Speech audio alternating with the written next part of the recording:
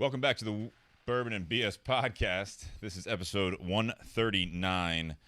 I am joined tonight. I'm Steve Crane. I'm joined tonight by Dustin Bovey next to me, and then Vinny DeYarmon. DeYarmon. It's a softy. Yep. Hardy. D. That's a Hardy. It's a Hardy. DeYarmon. Sorry. Vinny and I just met tonight. I'm looking forward to the conversation. Before we get started, I do want to throw up our sponsors, Tinder Box at Easton. So tonight we have, by way of Tinder Box at Easton, a brand new cigar that we have not even seen on the shelves yet anywhere. They're shipping this week, today. That's this week. It is the La Aurora 107 Nicaragua. This is a brand new blend from La Aurora, and we're going to get into that. We actually have Jere from La Aurora in the garage, in the background audience / green room, and he's going to go over the blend with us a little bit. So happy to have that. He's here. He brought it with him, and he also brought, by way of Tinder Box, by way of La Aurora, by way of Miami Cigar Company, by way of Chicago, the Old Elk single barrel straight wheat whiskey, which we're going to be drinking tonight. This is a single barrel pick from Bub's Big City Whiskey. Bub City's all one word. There's a big in there. Might be a typo, but that's what it says on the bottle. I've already been corrected twice tonight on my own podcast, and I'm upset about it.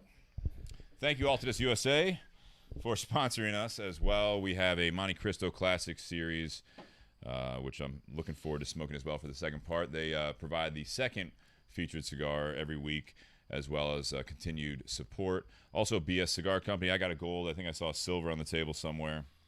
I got a gold. You got a gold. I gave Vinny a gold. All right, we got golds.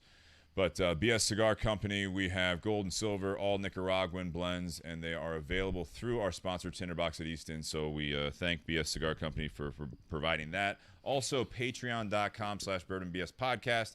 You guys can be a part of supporting us, help us out with the StreamYard, the audio, everything. Even, I know Sean, one of our patrons, he provided lighting in the garage. So there's a lot of different ways you can actually help this podcast continue. So we appreciate all of that. And if you go on there, there's 3 different tiers, and you will get some T-shirts like Dustin's wearing, like I'm wearing. The pour one more, light up another. We'll figure this out together. Shirts. That's it, man. That's it? That's all I got. All right. That's all I got. That's all you got. So I'm looking forward to this. Actually, let's introduce our special guest here. I'm going to share this, and I encourage everyone to do the same. Yeah. So, Vinny, welcome, brother. How you guys doing? Thanks for having me out.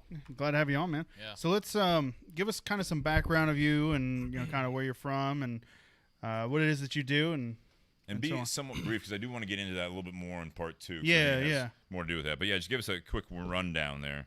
Originally from Kansas, moved to Ohio when I was 9. So been living in the central Ohio Hilliard area ever since. Right now, I'm a senior gunsmith and shop manager over at Cutter Machine Works in Johnstown, Ohio. Still good? You're good, Speak man. up? Okay. So, yeah, just kind of, living the dream, so to speak, like really, because this is something I really enjoy to do. And had a major career shift about a year ago, and here we are still going real strong doing that. Yeah, that's really cool. And you get, especially now with everything going on, you get quite a bit of business out there at your guys' shop, right? Yeah, I mean, with today's climate, we've been very busy. I think everybody... what do you mean? What's going on? Well, yeah, stuff and things. Mm-hmm. So everybody is freaking out and kind of coming to the light, I guess. So been pretty busy on the retail side, and then the customization stuff hasn't really slowed down for a while now. So that's still been going on strong. But yeah, you guys do a very wide range of work when it comes to customizations, right? Yep. So I mean, we're a one-stop shop in the Columbus area and kind of a destination spot. A lot of people don't know we're there, and then the people that do know we're there, that's how we kind of met, and through the Instagrams and stuff. But yeah, so we're starting to get a lot of notoriety out there to be that place for everyone, just to be able to come and have their vision and then let us bring it to life for them. Yeah. So, yeah. It's kind of cool. It's kind of like a little honey hole. Yep. Out in the sticks Yep. of Johnstown, Yep. which is just east of Columbus in the Outer Belt. For those who don't know, the listeners out there, out of the state of Ohio. Yes. Yeah. I'm going to figure out how to share this. I hate it when technology changes and you can't share it to groups all at once, so we're going to come back to that. So if you guys are a part of any of the groups, for cigars, for whiskey, for guns Yeah. tonight, Yeah. firearms, go ahead and share that to your groups. It's a lot of fun to get people involved in the conversation. So if you listen to our audio, this is a time where you can actually, every Wednesday night around 7:30 p.m. Eastern Standard Time, we go live on Facebook as well as YouTube. So definitely a way to be a part of the conversation. Let's jump in here because I want to get more into Vinny's background here. He even said he did a career change about a year ago. Is that right? Yeah, a little over a year ago now. So I want to say it was about July of 2018. So Okay. yeah, is when I made the switch from being a diesel mechanic to what I do now. All right. Yeah. Switching gears is always a different, no pun intended, a different thing for someone to do. You said you're 29, right? Yep. All right. So yeah, it's interesting as time goes on. We had Shannon. Shannon's in the audience, and he talked about it on his episode a while back about just taking a leap of faith and going on to that. Or the conversation tonight is take aim at the target. I think I put on there. So, take aim at the target. Very, very relevant. So, Jere, if you want to get kind of involved here. So we have the La Aurora 107 Nicaragua. This is a brand new blend of cigar. Nate, is that live, that mic? It will be. We are smoking the Robusto size. I was involved this afternoon with a Zoom call with the company and other retailers, and we were kind of smoking this and going over this. But tell us what introduce yourself first, and then tell us what we're kind of smoking. We have yet to get you on the podcast. This was kind of a last-minute thing. Yeah, it's definitely last minute. I know that every time I come into the area, it's a little bit more last minute, so I never had a chance to actually schedule a time to be on, but it actually worked out perfect this time. Kind of perfect that today's the actual launch day for the 107 Nicaragua. Exactly. Just like you said, we were doing a retailer Zoom event this afternoon to present the 107 Nicaragua, which is Nicaraguan Puro. So coming from the oldest Dominican manufacturer, it's quite a unique kind of thing as far as a cigar, to be able to have something that is completely sourced as far as the tobacco from Nicaragua, as opposed to using anything from the Dominican. Please, I got you. So what is the breakdown of the blend exactly, other than all Nicaraguan? So Nicaraguan Puro, the wrapper and binder come from the Jalapa region, and the fillers come from Condega and Esteli. So everything but Ometempe, basically. Yeah, Is that pretty right? much. Yeah. And how would you describe this as far as where it falls into the 107? So in the 107 line, what do we have? We have... So in the 107, and what we've got, the natural is Ecuadorian wrapper, and then the Maduro is a broadleaf. And something that you're also going to be seeing is some rebranding of those two to correspond kind of to the same thing as far as what's called tobaccos of the world. And that's kind of started up with introducing the Nicaragua. So then ultimately you'll see branding changes occur for the Ecuador and U.S. as far as wrappers with the prior versions. Nice. Very cool. All right. What else do we need to know about this, Jere? Medium to medium full. Yeah. Very complex. Something you have to consider is, even though it is a Nicaraguan Puro, it is not going to be your traditional Nicaraguan cigar. You're going to have some pepper at the front, but it's going to settle down in, nice medium plus, very flavorful, a lot of complexity. The first one that I smoked during our own internal call, you always try to break down a cigar like in thirds. Yeah. For me, it changed 5 different times. So there's a today, lot of different complexity to it. Pepper, you get nuttiness, earth notes, creaminess, coffee, leather, ramp up to a little bit more pepper when you hit towards the back end. So, the strength starts out a little bit, calms down, flavors open up, and then the strength ramps back up as you hit towards the end. Bring in some of those, coffee kind of espresso notes, leather, and a little bit more pepper. So basically everything. Pretty much. Kind of drug it through the garden. What's it? So kind of drug it through the garden, a little bit of everything. Well, if you know a lot of La Aurora products, La Aurora likes to make sure that it's a very flavorful cigar. Mm-hmm. They're not about the strength, and that's the same thing here. So it's their spin on a Nicaraguan Puro. La Aurora has been making cigars since 1903. Actually, on October 3rd, so a few days ago, was actually their 117th anniversary. One of the hallmarks that they do as far as with aging the tobacco, because the tobacco they brought in isn't just ready to roll as far as even this Nicaraguan tobacco that they utilize. They still do additional steps as far as their own aging process, which also includes some tobacco getting aged in rum barrels. And that's what they do with anything that they use for their other brands that we offer as well. So it's putting their traditional spin on a cigar into a Dominican Puro, or a Nicaraguan Puro, excuse me. Well, I got to tell you, I've been a big fan. This is the third that I've lit up. I've been fortunate enough. It's kind of helpful when the rep's actually there to, give you another cigar. You even mailed us. Yep. You even mailed us some. And I enjoyed it, and it was one of those that we've been talking about in the current state, in the retail side of the cigar business. When we light something up in the shop, it's got to mask up when customers come in, right? Because the state we're in. And it's tough to give an honest shake to a cigar or anything really, but it keeps going out. You light it up, and then it goes. A customer comes back in, and so you relight a cigar, a Robusto size, mind you, which is a 5x50. 5x50. 5x50. 16 times, like something like that. Like, just have to keep setting it down and lighting it back up. So it doesn't give you an honest look at the cigar. It doesn't, No. because it cools off and it changes when you relight it and everything like that. Yeah. But it smoked well the first time. I've really liked it. I agree with the pepper up front. What do you guys think? Vinny?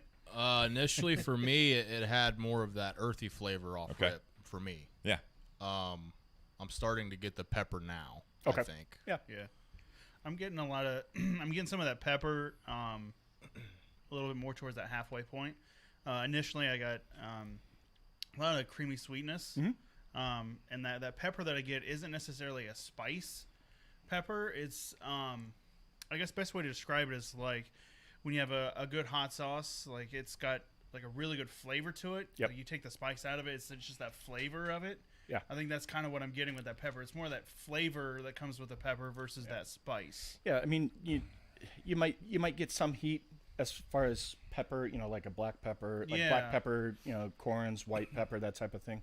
But it's not heavy, and it's not meant to be. No, and that goes back kind of to your complexity that you're talking about. It's very I guess unique. Yeah. In a sense, and I've really enjoyed all of La Aurora's products that I've had. And Great this to hear. one, I'm a big Nicaraguan tobacco fan, so this is right up my alley. And for that medium to medium full that you were speaking, it doesn't smoke like a medium to full to me at all. How do you think it smokes? I think it's more around that medium range. No, I mean and that's why say medium to medium full, because maybe at the start that's where you'll have that strong point, and then it settles down in. And so for the bulk of the cigar, it's going to be more that medium, maybe medium plus.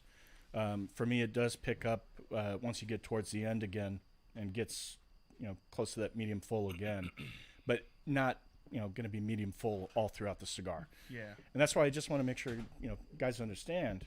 It's like I said, it's not a typical what you would consider Nicaraguan cigar powerhouse. Yeah. But there are a number of brands out there that are more about the flavor, and so it hits along those types of cigars, and that's what it's meant to be. I think it's a very unique cigar for that Nicaraguan Puro compared to a lot of the others that are out there that I've smoked, and you guys have really knocked it out of the park. Great to hear. Glad you like it. As he's 1 inch in. Yeah. That's good. That's still It's good. I that like first it. inch of a cigar that can like tell it. you a lot. that can tell you if it's, if you don't like what's happening in that first inch, Yeah. it's going to put a sour mood on the whole smoke throughout. I had to put it down so I don't go through it too quick. It's okay, man. It's all right. It's all right. Don't let it go out. Don't let it go out. Noted. I think there is a lot of things you're talking about. I was saying this afternoon in the shop when I was smoking it, I really like the retrohale on this cigar. Yeah. Especially in the beginning. I get a lot of that. I think there's a little bit of pepper to it, but they have that like kind of a nice spice. And then on the palate, it's more that sweetness. Yeah. For me. Yep. I see what you're saying with like the earthiness because it is around all that. You know what I mean? It's kind of a more general earthiness around it, but I think there is that sweet, that spice to it that really kind of sets it off. Well, just like when I took a dry hit on it, it reminded me of like a lot of loose leaf tobacco. Like Yeah, that's what you said before we started the podcast. It was real sweet. Yeah. Just from the dry hit I took from it. Yeah. So yeah, it's really good. I like it a lot. Great to hear. I'm not a huge I don't smoke cigars super often. I used to kind of. My grandpa. We can fix that, Yeah, my grandpa was We know some people. was a real big cigar guy, and I think I actually had my first cigar when I was 17. My dad let me do it, and Did you buy it? no, my grandpa gave it to me. Good. So literally his whole basement is just like humidors everywhere in his little man cave. Where is your grandpa? He lives in Kansas. Kind of want to meet him. Yeah, he's a cool dude. He actually he got throat cancer, got it fixed, and he still smokes. I not to make light of any cancer. Yeah. I just like how it wasn't he was in remission. He got it fixed. Yeah. Yeah. Coming from a former diesel mechanic. Yeah, he got it fixed. He had cancer and he got it fixed. Yep. And God, I wish it was that easy all the time. Jesus. So I mean, I'm not coming from a lot of experience on cigars. I feel like this could be like an easy, like everyday kind of thing cigar, right? Something you might. Yeah, I mean, there's a lot going on. Yeah. So it might be a little strong for some, but you're right. I mean, but it's like you don't smoke very often, you say anymore. Now you are a tobacco user, if you will. But, I mean, to have you say that, I don't know if that's what you would expect, Jerry, is that, it's more of an everyday type of a cigar. I mean, that's... I would definitely think so. I think it could be, yeah. I think as far as what the profile, the strength, it's not something that I think would prevent a wide audience from being able to enjoy. Sure. Yeah. It's got a beautiful aroma to it, too. Yeah. You're just sitting there. Yeah. Absolutely. Well, thank you, Jerry. I think you guys really you knocked get it back out on the hard. microphone as you hang out here. Yeah. You're welcome. And Appreciate it, thank you Jerry. for this bottle. Yes. Did you want to take some with you? I don't know how long this will last. With this garage. Especially Sean just... It's a good shot. Yeah. So La Aurora, what I like about this, before we move on to the whiskey, I do want to say La Aurora and having Jerry here, it's nice to have him because he's a Chicago guy. My family's from Chicago, so he's also a Bears fan, even though he's, like a lot of NFL fans, not as engaged this year, as you said, but not to go down that rabbit hole necessarily. But it is nice to have a rep where, when they come in, it's something where you can kind of identify with people, and he's good at that. But I think we talk about that on the show a lot. Just the fact that he was here in town and sitting in the shop, we started talking. He's like, "Hey, who do you have on your show tonight?" And I said, "We got Vinny, a guy from firearm world, blah blah blah." And he's like, "Well, what are you smoking?" As we're smoking this brand new cigar, and he's like, "Did you want to do that?" And I was like, "Yeah, that'd be great." And then he's like, "All right, yeah, cool." And he's like, and I said that Dustin was going to maybe bring a bottle of this, what was it, Chattanooga? Or Yeah, Chattanooga whiskey is Chattanooga cask whiskey. strength. And I was like, I don't know if it would go with it or not. And he's like, well, I have a bottle with me. And I'm like, okay. So it's good to know people. Yeah. Exactly. It's good to know people. Have people walking in the... My plan worked. Liz's folks are here. The rents. You turned it off? Oh. Plan worked. So, yeah, it's an honor to have that, and Jerry, I appreciate that. I think La Aurora is such a cool brand. People that are getting into cigars, a lot of times you get caught up with not to say it's not a main label or main brand, but, like Altadis with the Monte Cristo that we've got for the second part. People recognize that. Some people will recognize some of the more boutique and more, I guess, like what's new type of a thing. And then you see these La Aurora. One thing I'll say about La Aurora I like, and also, honestly, sometimes I don't care for from a retail standpoint, is, and you talked about rebranding a little bit. It's a very traditional branding, a very traditional band. So there's some customers and some people that would grab this cigar and this brand, La Aurora 107, off of the shelf, and then there's others that would walk right past it because it's not showy. Now, the La Aurora 115, which is another newer one, fantastic cigar. We did this, the 115? The 115. And that's got a little bit more pop to it. That's right. Yeah, it's got a little bit more pop to it. But La Aurora's been around over a century. It's ridiculous. So some people are like, so what's this? What does the 107 mean? What is La Aurora? Is that a newer brand? And you have to like tell them, it's like, no.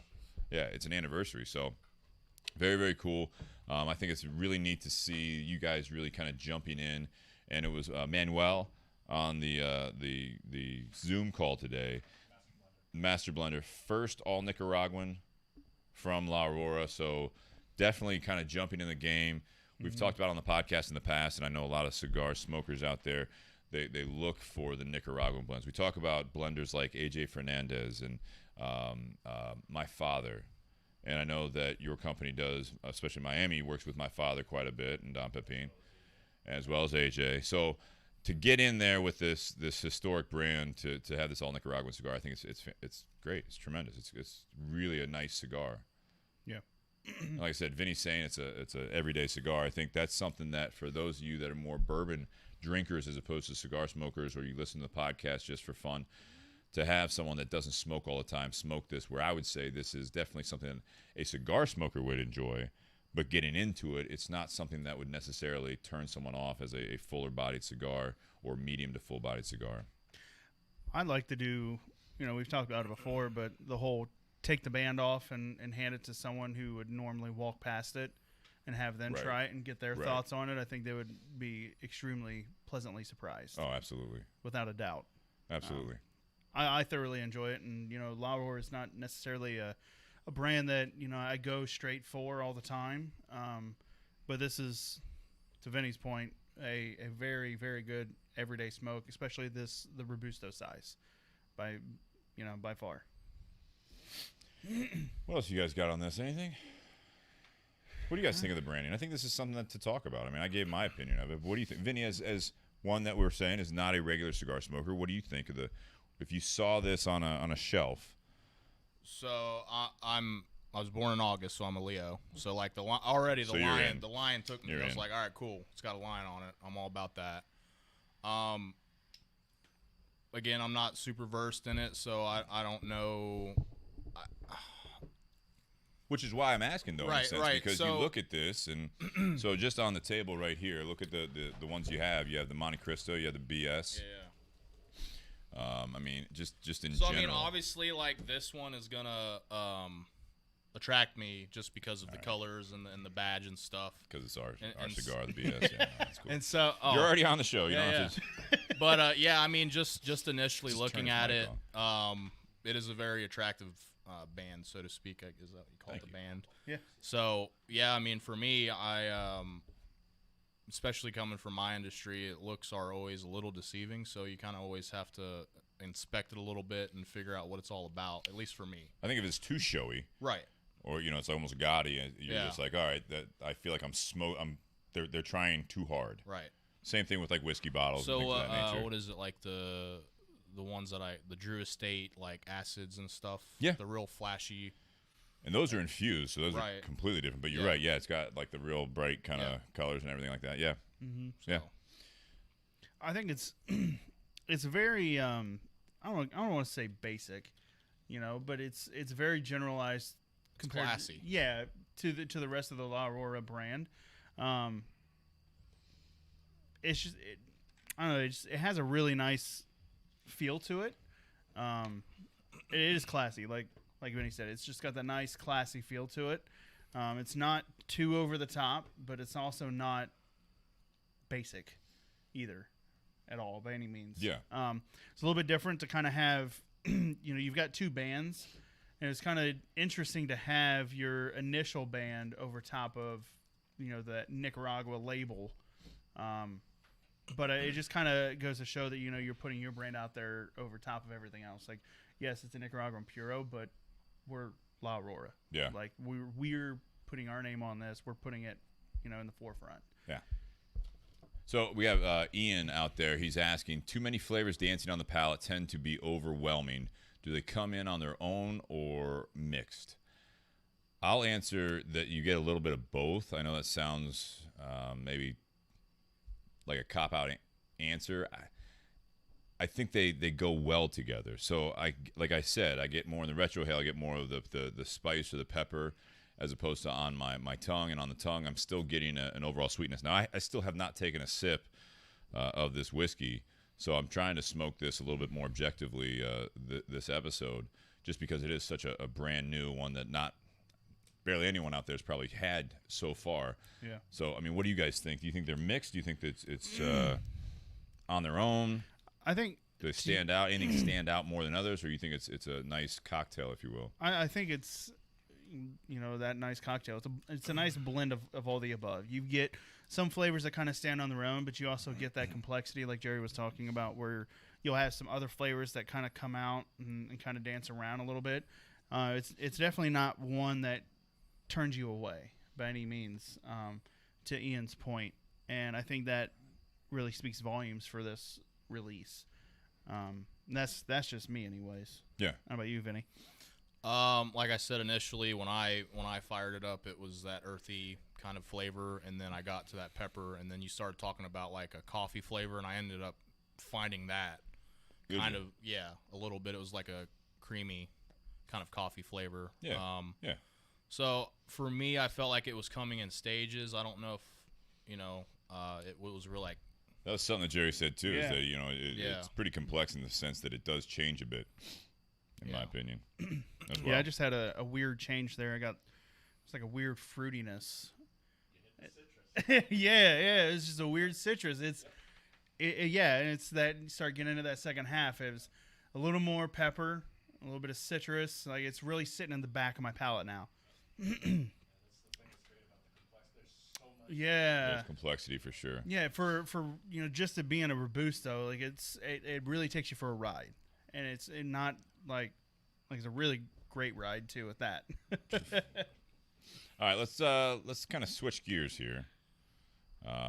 So we are drinking. Jere brought this Old Elk single barrel straight wheat whiskey. This is, and I'm going to show you the bottle. It says Bub's Big City Whiskey. I'm just saying. You say it's Bub's City Whiskey? Bub City is the bar in Chicago. Okay. Yeah. Okay. This bottle is a single barrel. It is aged a minimum of 6 years, and it is 115.5 proof, which is hotter than what I looked up online for the wheat. Yeah, it's single barrel, and this is something. So, you're looking up the Old Elk? This is kind of a cool thing, to my knowledge, and I'm kind of going off of my memory here of what I was looking at, but. The guy who created Old Elk, not the master distiller, but the founder of it in 2012-ish. Does anyone know this? He owned Otterbox. That I did not know. Did you? Yeah. No, I'm gonna look this Interesting. up. But I didn't know that. this is something that So Kurt Richardson founded in 2013. So I was wrong there.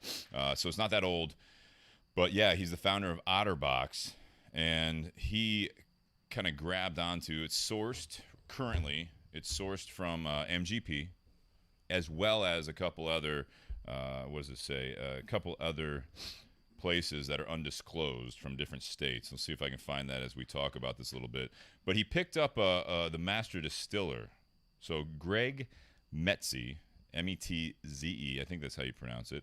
But he has a BS in chemical engineering, and then basically worked up to master distiller role in 2002, and was with MGP. So he was someone that had been working on more or less these products and working on this project in a sense, and then moved over completely to Old Elk and is the master distiller after almost 40 years in the industry.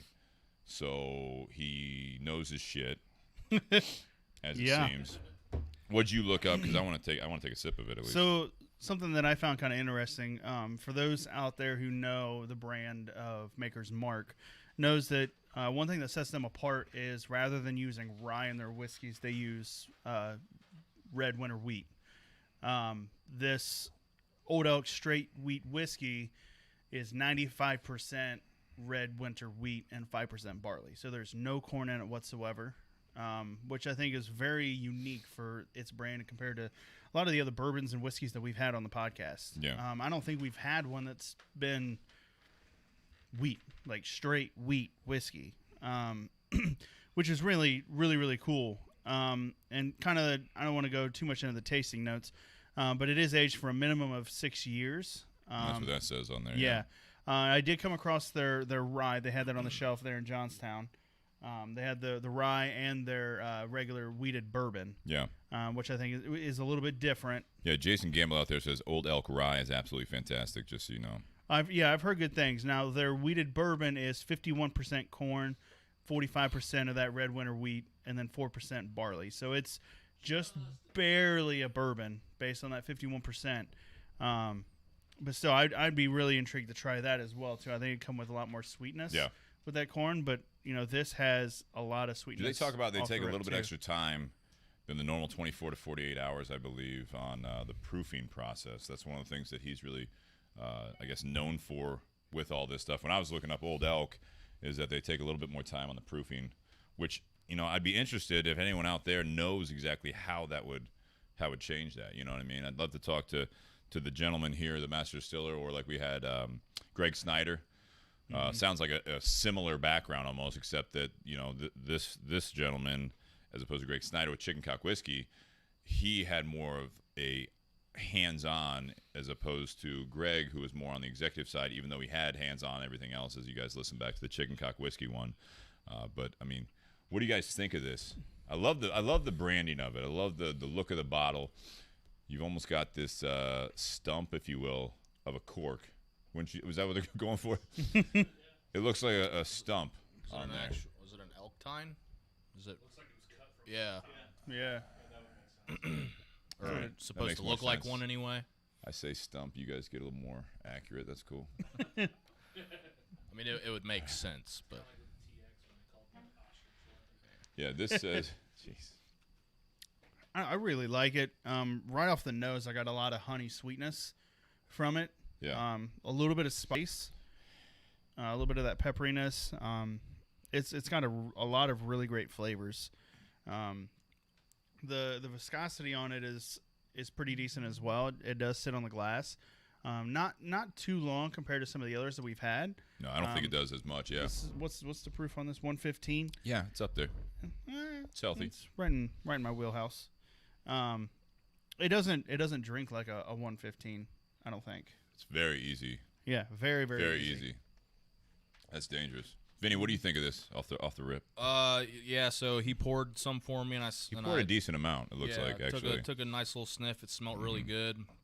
Initially, it was you could feel the heat off of it, right off rip, but it goes down really, really smooth. I think that's the weeded part of it. We were talking, Jere and I, in the shop today with the weeded whiskeys. It's just it's got the sweetness. It's easy drinking. I mean, even at 115 and a half, that's easy drinking. It does have some heat, though. I agree with you. It's got a little kick, but it doesn't burn on the way down, in my opinion. It's all up front, right on the front of your tongue is where I get that kind of heat, or that it almost would come across as like a mint or a cinnamon or something like that, where it's like just that heat. A little bit of like the burn, but it's not burn in the back of the throat or as it goes down. I'm not really getting a whole lot of like that warmth sometimes when you're getting that 115. The finish stays right on the palate. Yeah, it's very much up front and it stays there. Yep. Yeah, it sticks around, but the finish is really, really nice. Yeah, and it's kind of unique that we, Jere, you picked a wheated whiskey, and your new release is the 107. Another wheated bourbon is the Weller Antique 107. Yeah.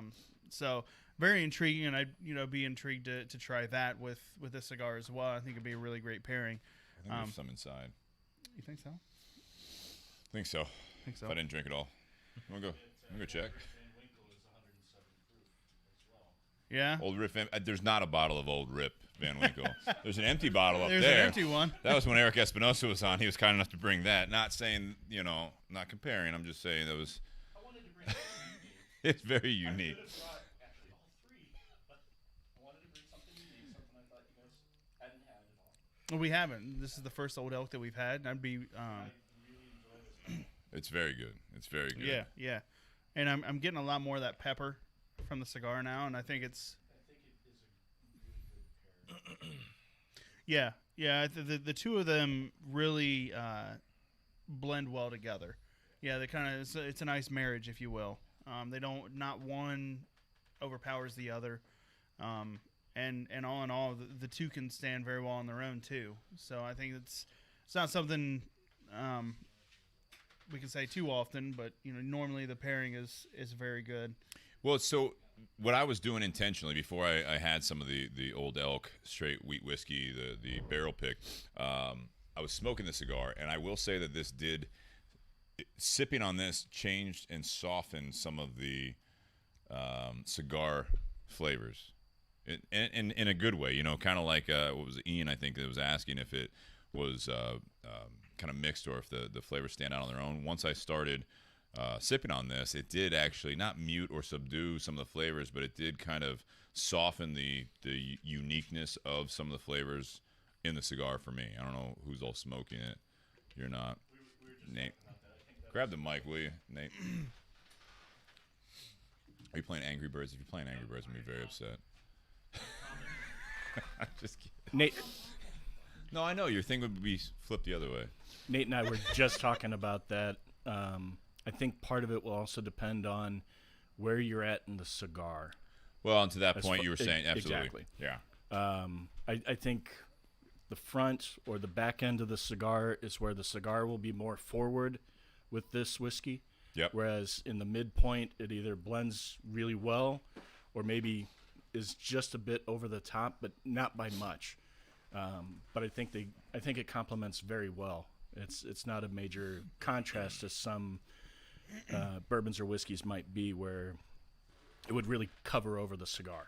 No, I agree. I think, and I only did this kind of as a test, but I took a draw of the cigar, and then right after exhaling, I took a sip of the whiskey, and it was a lot of spice, a lot of heat. Like, it was kind of not necessarily an explosion, but it was there. Yeah. And then Flavor explosion. Yeah, it was kind of a flavor explosion. And then I flipped it and took a drink of the whiskey, and then took a draw of the cigar, and I noticed that the whiskey really tamed the pepper in the cigar, and I got back to that kind of undertone sweetness that's in there. Well, the one thing that I've always kind of considered when it comes to any type of alcohol, and I'm not talking about the beer side, because beer is a very hard thing, in my opinion, to pair well with cigars, because you need something bigger as far as a beer. Your lagers, pale ales, IPAs, those aren't pairing. IPAs don't go with anything, by the way. No. Just a side note Stouts for and anyone porters. else there. Stouts and yeah, porters. when you're talking beers, that's where you Fighting get on into your sensitive. malty types of beers, your I barley enjoy- wines, I your enjoy stouts, that type of thing. with a Exactly. cigar. But when it comes to something, an alcohol like a whiskey, a scotch, something like that, I do think that the way that you consume them in order, smoke, drink, smoke, that can change quite a bit, because the nature of alcohol, as far as what it does, I think it can amplify more Yeah. after, as opposed to if you're having it before. And so that's why a lot of times I prefer, you take that puff and then take a sip after, because then it can really pull out some stuff that, flavor-wise, that you might not have picked up on, or was very subtle. If you're just smoking the cigar, it could really amplify having that drink afterwards. So I agree with it, this. it gives a lot of flexibility. That's It does. That's beautiful about it. I'm getting more sweetness from the cigar, and again, like to your point, Jerry, earlier, I'm almost halfway through the cigar, so maybe that's part of it.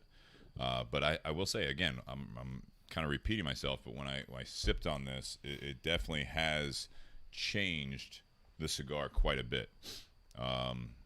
In a good way, but also by itself, I like the cigar. But it's definitely different than the one I smoked earlier today, for sure. Yeah. Well, and the other thing also is, alcohol can dry the palate. So, the other thing that can also be good is get a sip of water in there to refresh it and see what that does as far as how it changes, the pairing. And, It's interesting with it staying on the old elk, with it staying on my tongue, and again, not really leaving. It's not going down. Again, the flavor doesn't leave. This is a lingering, very much lingering whiskey. This is it's very unique, I would say. Yeah. It very much lingers on the tongue palate part of it, and so that has. I just have this overwhelming sweetness from the whiskey. I don't know about you guys. Yeah, it definitely hangs out there for a little bit for me. Take the sip, goes down smooth, but then it just hangs out on your tongue for a little bit. Seriously, it's a good sipping whiskey, and again at 115.5, it should be a good sipping whiskey. But the dangerous part is it is sweet. He's over here pounding it, but yeah, it's like I'm getting drunk. Man. Dustin's pulling on the bottle there. No, I pour a little bit more. Elk add water. there. Sucking on the cork. Well, but when I was talking about water, it was actually like a drink of water just to clear out the palate. Obviously adding water to the whiskey is going to open up and might pull out some of that heat from it, and it might make it an even more subtle drink to go along with the cigar. Because it is it's a big proof, 115. So there's going to be a little bit of heat. It's big boy proof. So. No, it's good. I think that it's a cool story. I'm excited to see. So the idea is, from what I've looked into this Old Elk briefly, is that they are in the process, based on when I couldn't find the date on the article I read, but they are making their own facility. It may be done. I don't know how that all lined up. I'm interested to find out. They were talking about like a 35,000 square foot facility. They are planning on doing their own thing and kind of branching off of the MGP. So eventually it'll be their own juice, is my understanding of this. And I mean, obviously they're doing a lot. The guy knows what he's doing, the master distiller. I think it's really kind of a cool idea. Obviously, it's always nice to have the founder, who again is Otterbox. He's got, I would assume, deep pockets. If he has that, that's always nice to have that boss have deep pockets, and then pull in one of the top, what I would consider most likely a top name master distiller to do that. So I mean, if you have a guy that is with one of the biggest sourced or people that source the whiskey, if you have that, and then he goes into consulting, and then shortly thereafter, much again like Greg Snyder, who was on before, it's kind of one of those things. It's like you go into consulting, and then all of a sudden it's like, yeah, you want to do this? And all right, I'm sure there's enough money there that it pulls him away from his consulting side of it, and he goes full blow in this. I can only imagine that there's going to be more and more good products coming with the Old Elk name. And I will be honest, I had a friend and a customer, actually, Rick Wayman, who was kind of sharing. He's like, hey, have you had this Old Elk? And I was like, no, I haven't had it. Didn't look into it at all. It was one of those things I was like, it's a cool name. Looks like cool branding. It's just another one that I'll get around to trying. And then with Jere bringing this bottle into the garage, and we were talking about it, and I started looking into this, I was like, if I would have looked into this when Rick told me about it, I would have been snatching it up when I saw it on the shelf. Because, I mean, it's just like the powerhouse of info and knowledge behind this. I definitely recommend you guys checking this out if you haven't. And like I said, I think Jason Gamble earlier, who's listening live, he commented about the rye, saying it's killer. So I've heard nothing but good things.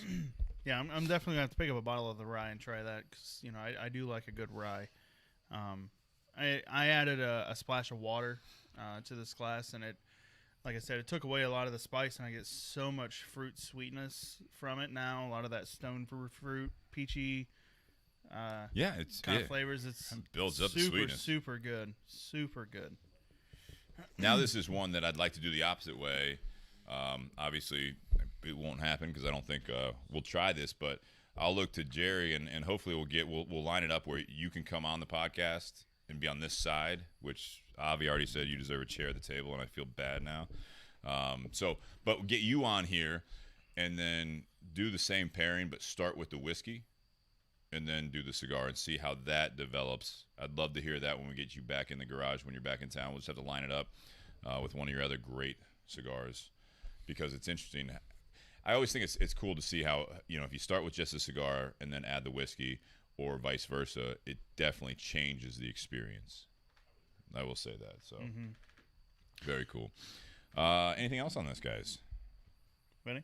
No, like you said, it's a pretty good combination between, the whiskey being stronger and having that nice hit at the beginning and hanging around while smoking on this super complex cigar and getting those different flavors. And I definitely do feel it after taking a nice sip and then a hit of the cigar. It kind of tames the flavor a little bit down a little bit more. You feel that too? Yeah. So you can kind of, it's almost like you can taste it a little bit more, if that makes sense. For me, anyway. You can what?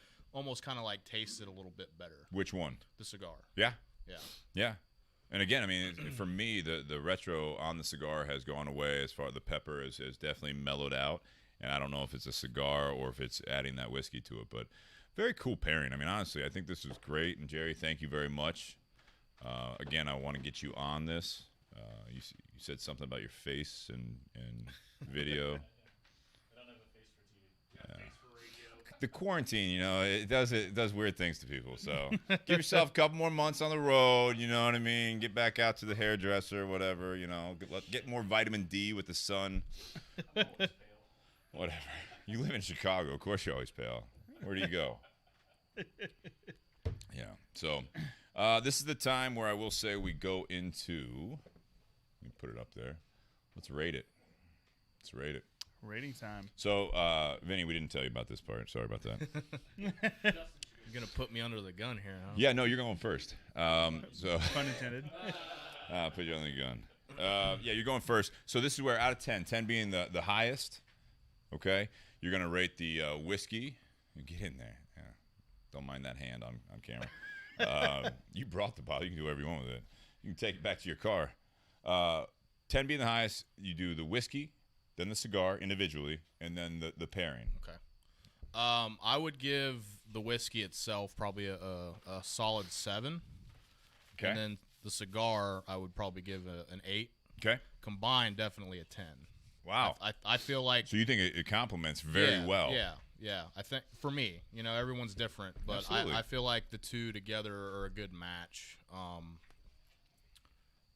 I like stronger, whiskeys and stuff, so it's kind of nice to have. Because again, like if you have like a real strong-bodied cigar with a strong whiskey, it's almost kind of like you almost want to stop. Well, I think sometimes they'll overpower, they'll compete so much. Right.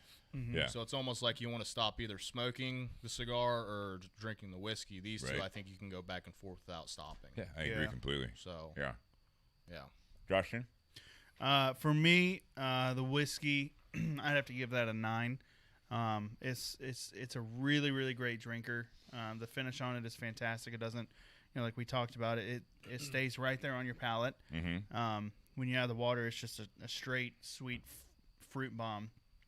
The cigar, I definitely give that a 9 as well. The complexity in that is really, really fantastic. The flavor profile, it constantly keeps you moving, keeps you guessing, and then all of a sudden, you think you got it, and then it changes. Then it takes you, through another curve. And together, I give it a solid 9 and 9.5. I love Cesar out there, by the way. Vinny, if you look at the screen there, your rating basically says 1 + 1 = 3. I love that. That's certainly on point. But no, it's a phenomenal pairing. The two go together very, very well. So Jerry, I think you really knocked it out of the park. Thank you, sir. Thank you. Nate, you want to chime in? You don't have to. Well, since you asked nicely.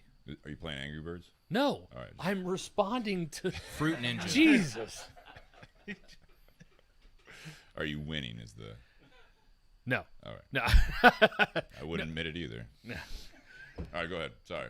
No, I actually I'm kind of the opposite a little bit of Vinny. Okay. I really enjoyed the cigar when I first lit it up. Right off the get-go, I guessed that it was a Habano wrapper just because this kind of sweet and almost hazelnut flavor that I got from it. Yeah. I thought it was a Habano before Jere mentioned it. I give the cigar about an 8.5. Okay. Whiskey is about the same, 8.5. But for me, I think maybe a stronger cigar would have been able to hold up more to the high proof that this is. So for me, the pairing was more like a 7.5 to an 8. Because I'd actually leaned over to Shannon because Shannon's smoking a very full body, spicy cigar, and What are you smoking?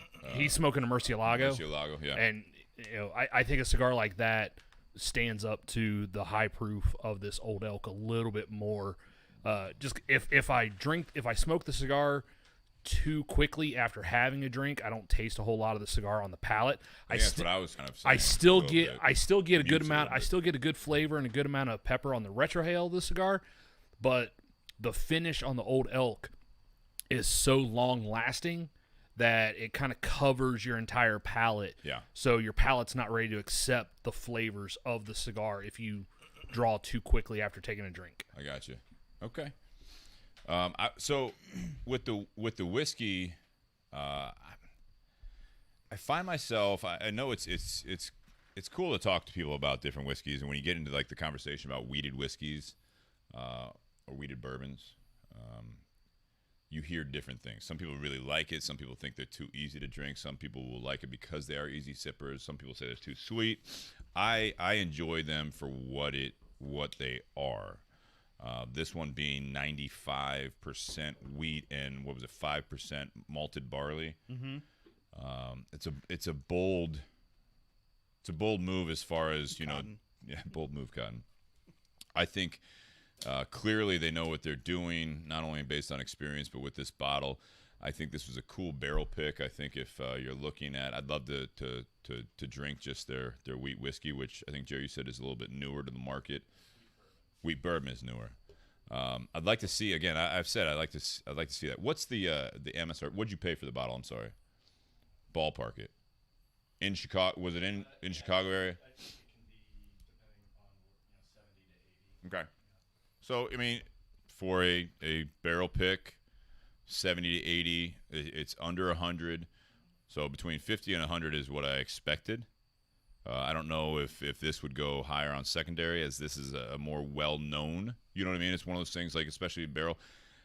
I think you see that. So with it being in that price range, I would give this bottle, I'd give it a 9 for what they're trying to do with it. I mean, and on the back of it, I didn't do the bottle read as Nate always makes fun of me for doing, but a little bit. When they throw it out there on there, exactly what the mash bill is as far as that goes, to some degree, I enjoy it because they talk about that's the barrel. So OHLQ. So in Ohio, if you can find the Old Elk Wheat Whiskey barrel, so not this barrel pick, but the barrel, you're at what, $69.99. If it's in that 70-80 for a barrel pick, I think I'd give it a 9. I think they hit exactly what they're trying to hit there. And that's, I think, for me, when I'm doing the rating, I know you guys didn't really mention price. For me, it's what are you trying to do with the bottle? I can't stack this up against something else that's 115 that's not a wheated whiskey, because they're different products. So I think that they're doing a great job with that, so I give it a 9. The cigar is kind of the same way. We had a question on the feed from, I think, Avi, and someone answered it. The MSRP of the cigar, which is hitting the shelves in the next week or so, depending on where you're at that 8 to 10. Is it 850 to 10, Jerry? 850 to 1050 MSRP. So you're going to see it depending on your state tax, your tobacco tax. You'll see it in that range, sometimes higher. I just saw there was unfortunate news in, I think, New York, that their taxes just went up. I mean, it's surprise, surprise that you're going to see that different. But for the cigar, I'm going to give it I give it an 8.5, because for a $10 and less cigar, it's not going to blow your socks off. If I'm looking at price included, I'm going to give it a 9. I'll bump it up to a 9. I think this is a fantastic cigar. No, I mean, I hate to do that. It's not for La Aurora. This is an everyday cigar. To what Vinny said, flavor wise and then price wise, this is an everyday smoker. $8 to $10. that's everyday smoker range for most cigars now. I mean, that's actually a lower price cigar. What I'm seeing most of the time, you're seeing average price is around 12. I mean, and La Aurora's done a great job on keeping the prices down.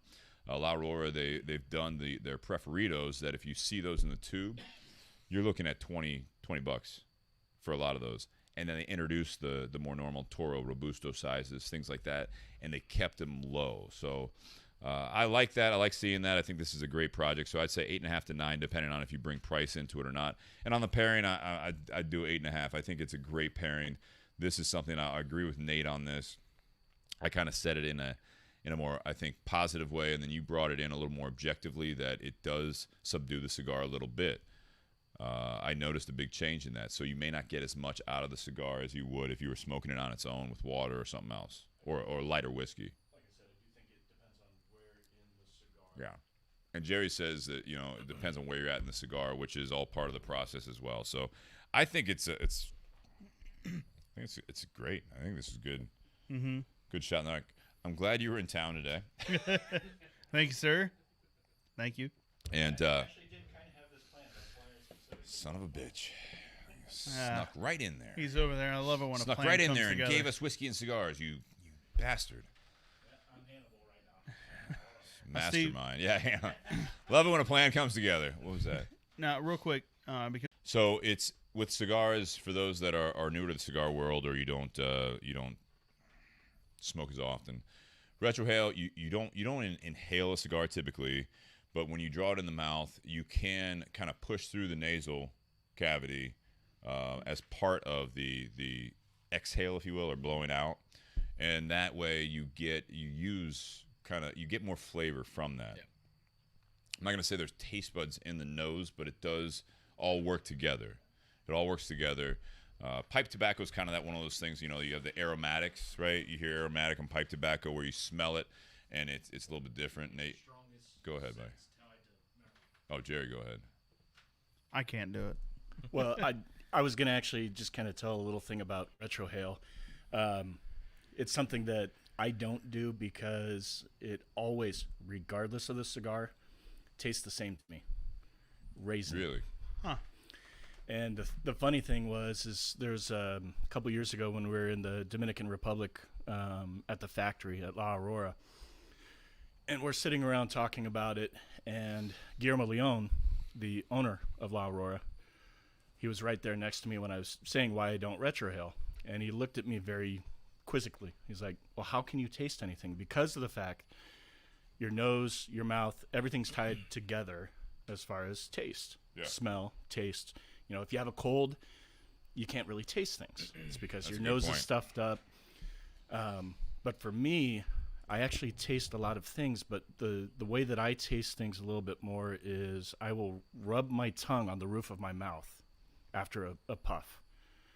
And it's amazing the flavors that you can pull out as far as what has kind of collected from without the smoke. retrohaling? Exactly. Okay. And so it's something that I'll do as a way to try to pull out more flavors from a cigar. And Interesting. it's amazing what I can pick up as far as some of the subtleties that you might not just pick up from just a normal puff. But that's my retrohale. So essentially. you don't retrohale? No, never do, because Can't it's always or no. I can. It's just I'm it's not calling always you out. I'm just asking. raisin. Always It's always what? raisin. That's what I always get on a retrohale, no matter the cigar. I mean, raisins It's aren't very bad. it's very weird.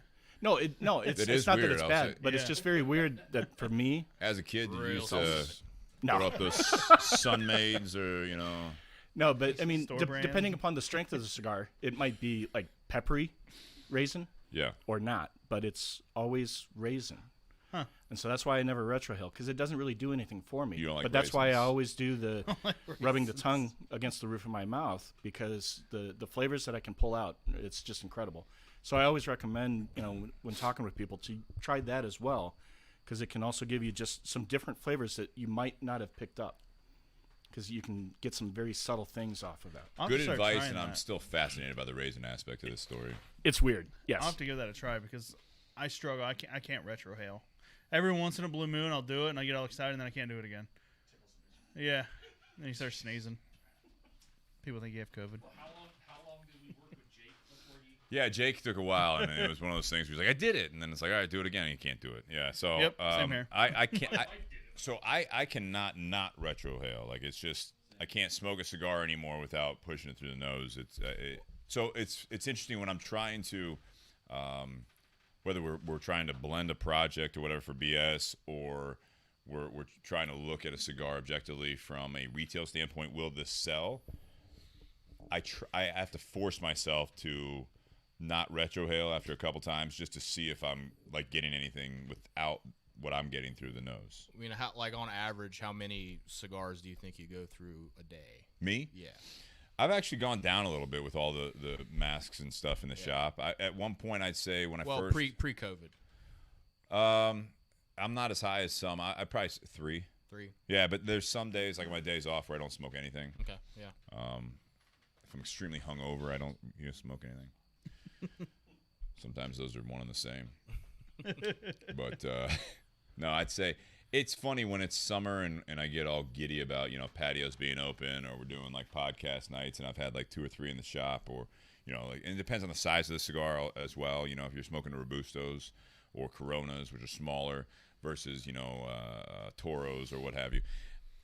It varies. I'd say on average 3. And I know some people out there, they're saying those are rookie numbers, and they smoke 5, 6 a day. I think it's based on your activity level, and again, with right now with the mask mandates in Ohio, it's definitely down. And I noticed too with the masks, it's always interesting for me when I'm smoking a good cigar.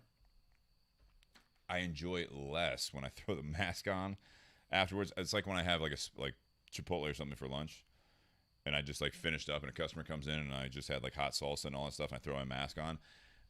I'm miserable. It's absolutely fucking terrible. Yeah. When my girlfriend says like, "Oh no, she'll like come up and give a kiss or whatever after I've been smoking a cigar, drinking whiskey." She's like, "Oh no, I love the." I was like, I think we're still new in our relationship. There'll be a day where you say the opposite, and you're like me when I throw a mask on. I'm like, I don't know how you're around me. Like I should be Listerining every 5 minutes. Yeah, right. Exactly. Yep. I want to thank our sponsors for part 1, Tinder Box at Easton. And again, on that note, La Aurora Cigars. Guys, this is going to be hitting your shelves. It'll be hitting online. But I do, from my perspective or my scope, I'd say check out your brick and mortars for this cigar. This is something that they're going to be trying to bring on at a very tough time. This is not a plea or anything like that. We will be happy to ship anything. I know Ian threw it out there on the feed, but I mean, this is something that, we got Jere out there on the road trying to push a brand new product during a very tough time. We're going into, especially in the Midwest, we're going into the fall and winter, where everything kind of slows down a little bit on top of everything else going on right now. So if you are interested in this cigar, if you don't have access to a brick and mortar, try to find it online. This is available online as well with some of the bigger, I'm sure. Yeah. But if you are around a brick and mortar, check it out with them. Support them if you can. And it's something that they're taking a chance, in a sense, of adding to their humidor during this time where money's a little bit different this time of the year, this year in general. But we want to keep this industry growing. We want to make sure that everyone has access to a hobby and passion of theirs. So check that out through Tinder Box at Easton or any brick and mortar nearby. Also, Altadis USA, we're going to be lighting up the Monte Cristo Classic Series, which will definitely be a step back as far as, I think, body after this. So great cigar. They have great brands, Monte Cristo, Romeo Julieta, H. Upman, behind Dustin there, behind us on the wall behind us, and other ones. And we've had Josh Bentley on there, so thank you, Josh, for the support for the second year in a row. Also, BS Cigar Company, check it out. Gold and silver. We'll be happy to point you in the right direction on that. And then also patreon.com. Again, we have the different tiers. Patreon.com/BourbonBS Podcast. If you guys like to support things that you enjoy, Patreon is a great way to do that.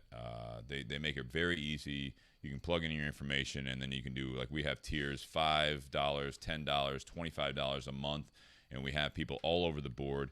There's also a way to do a one-time where you just basically plug in whatever amount you want, have it go through, cancel it right after. That's a one-time donation. You can always reach out to me if you want to donate anything specifically, whether it be a bottle, cigars, or any monetary value.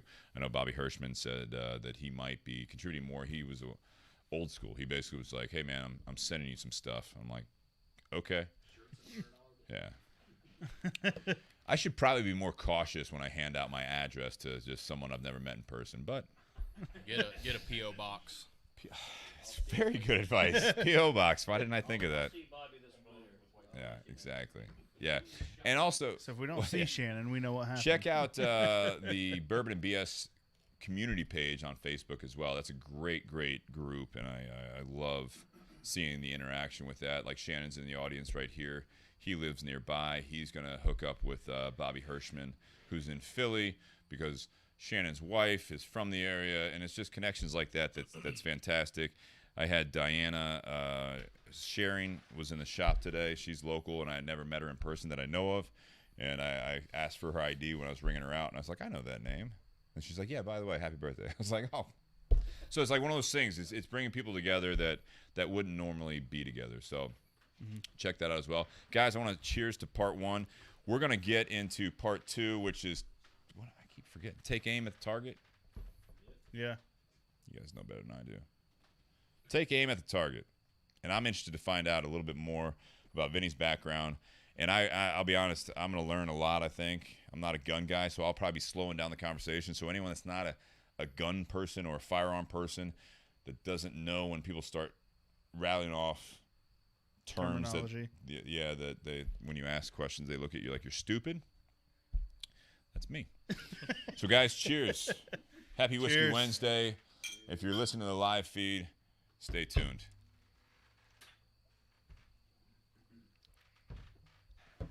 Clear.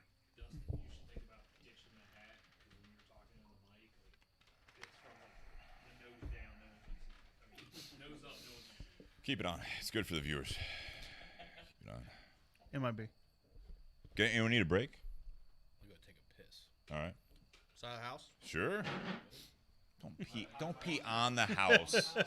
Just like in the grass would be fine. Spell your name. Spell your name. It's a hot mic. But here, it's fine. That's why this is the intermission. Only the live studio audience catches it. Ian asks, is it patreon.com? I'm going to throw it back up there for you here. Ray Cheshire, who's in Vietnam, who is from the UK, says, if you're talking about guns, I'm going to watch the VP debate. So there you go, Ian. It's patreon.com/Bourbon and BS podcast, and then everything's really easy to follow. If you have any questions, let me know. Reach out to me. Does the shop have any specials going on at the moment, Steve? You know, we didn't do one this week.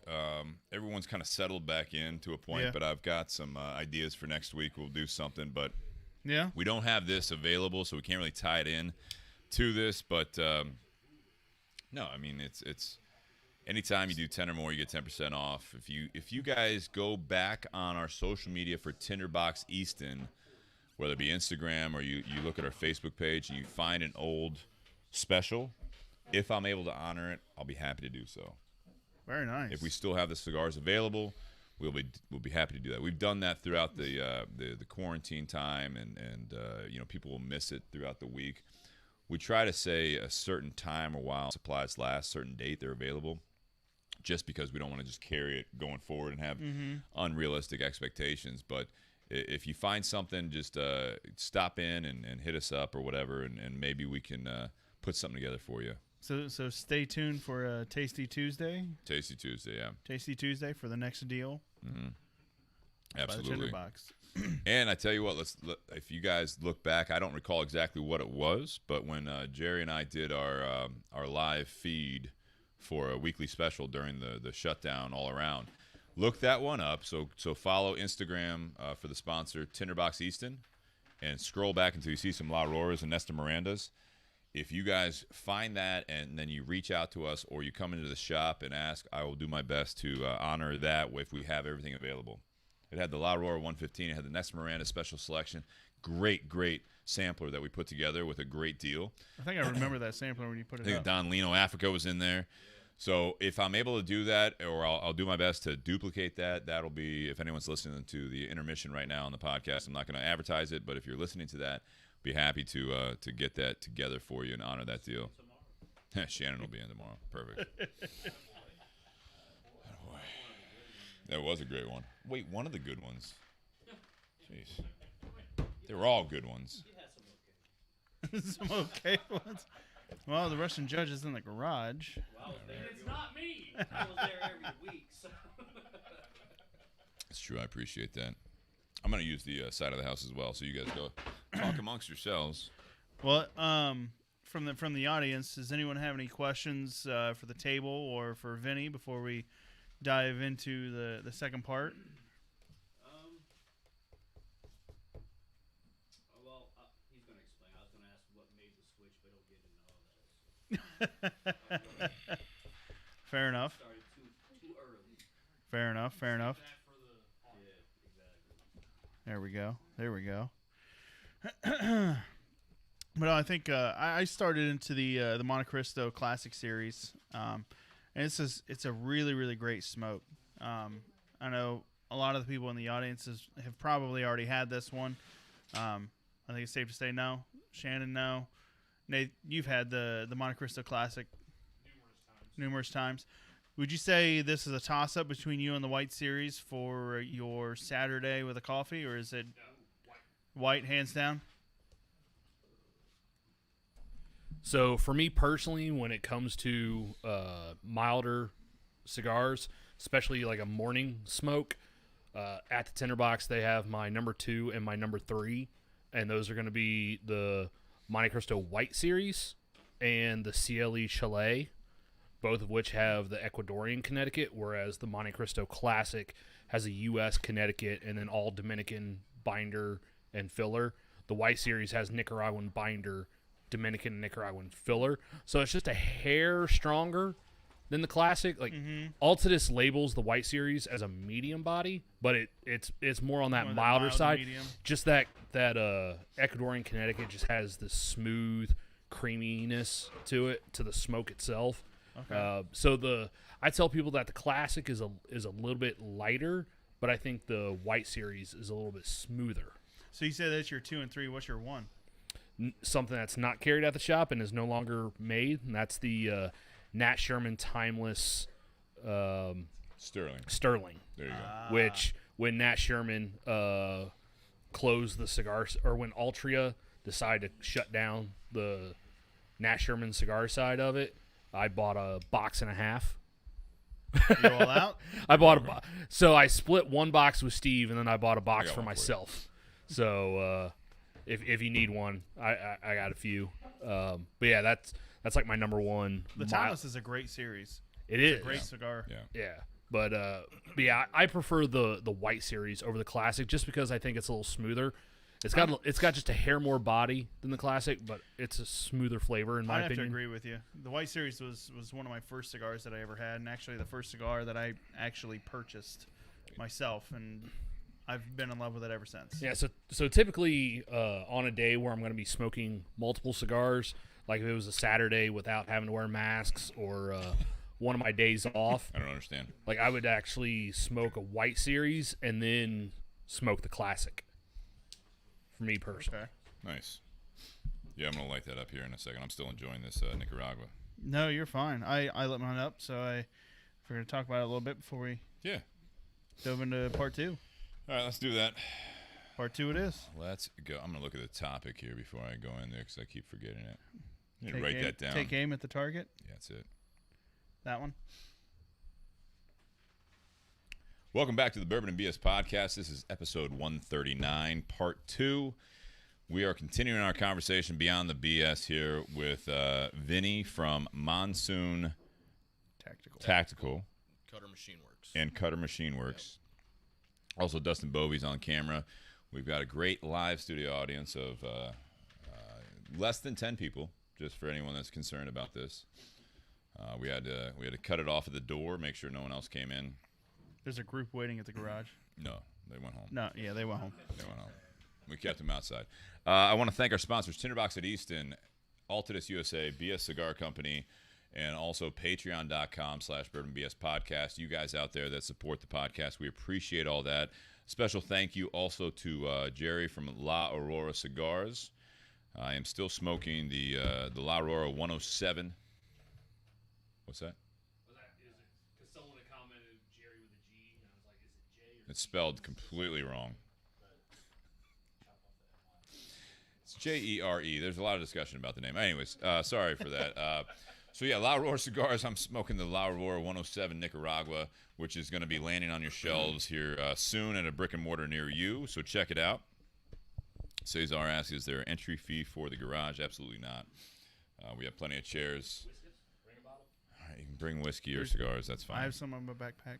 All right, yeah. Bring whiskey for the crowd. Bring a glass. Also, he also brought Jere brought the Old Elk single barrel straight wheat whiskey. This is a barrel pick from the Chicago area, and we enjoyed that as well. So listen to part 1 if you guys want to check out the reviews and conversation about that. But I will say that it did fare very well. Yeah. On the table in the garage, we all enjoyed that very, very much. So Jere, thank you very much. La Aurora Cigars, thank you very much. I don't know if you can write that off now. Yeah. Already has. Hopefully you have that receipt. There it is. It's from Jere. So thank you very much. Very, very much. This is awesome. So now is the time where I want to get into a little bit more our special guest, Vinny. I thought you were raising your hand. Yeah, I know. I saw you over there. Fixing his hat. Things are going to be a little more focused on him. He wants to look good for the camera, which is cool. That's cool. There you go. All right. I fixed that beard. There's a lot of beards going on in this garage. In fact, Sean, you got a goatee. Yeah, didn't get the memo. He did. So congrats to you, Sean, on the new job. Also, I think Tyler out there said he's got a new job. That's fantastic. This is great to see people finding stuff right now. Everything going on. It's awesome. So with that being said, I want to hear a little bit more from Vinny. So Vinny, like you said, he's got Monsoon Tactical. He's got Cutter Works that he's working for. This is all gun related. Yes. Firearm related. Do you say gun related or do you say firearm? Firearms industry, yeah. If we're trying to sound professional. Church it up a little bit. Yeah. Guns. Cool. And you came from the Pew-pews. diesel mechanic side of things. Yes. Now, are you a certified diesel mechanic? Is that the background here? Yep. So you went to school for that? Yep. Okay. And so obviously you've been fairly handy and understand mechanic. Growing up, you were fixing cars? Actually, no. I mean, it was a kind of a last minute thing for me in high school. I was on the fence between either firefighter, EMS, or military, and then did a diesel mechanic. Right.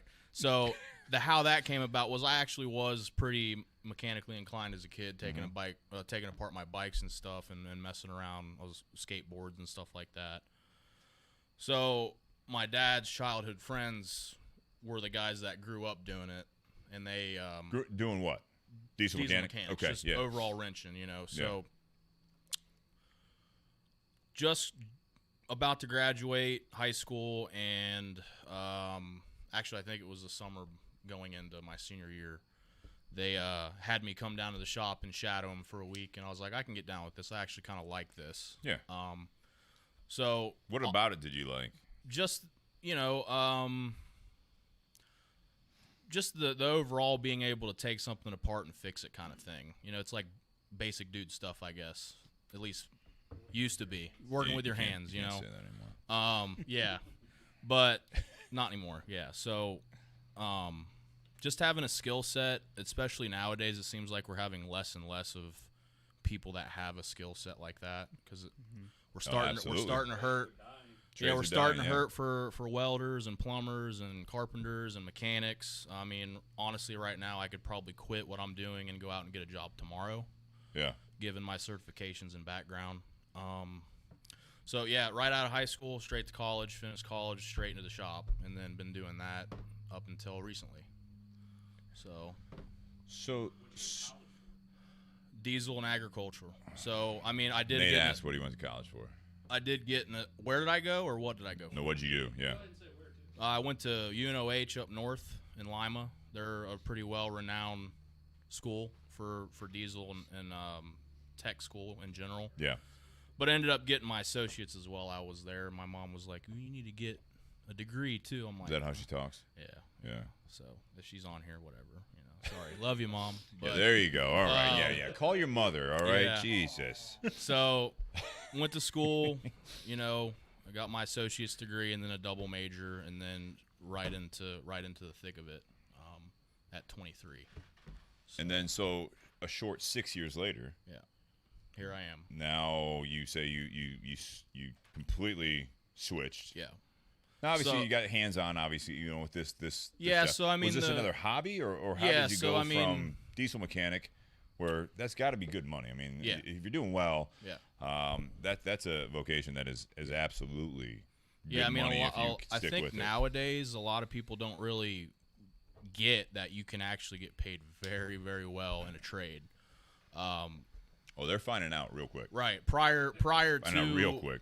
my third job in as a mechanic, I ended up managing a general contracting shop, and I'm certified in welding, so they actually sent me out on a job to weld just this little fascia on a garage door, and just to do that job was $85 an hour to weld. For you, or for Right. the job itself? Well, no, for me, I was getting paid a prevailing wage to weld because I was able to weld. Jesus. So, that's what a lot of people like. Yeah. This is the So last podcast you'll see me on. I've heard there are better opportunities and so I mean, yeah, I greener mean, pastures. diesel no, mechanics no. was pretty good to me Yeah. as far as a career. I still miss it, but at the same time, this was a opportunity for me to move on to something else that I really like to do, and I enjoy going to work. So So No, that's what? good. What was the change? Yeah. Sorry. What was the change, and what made you change?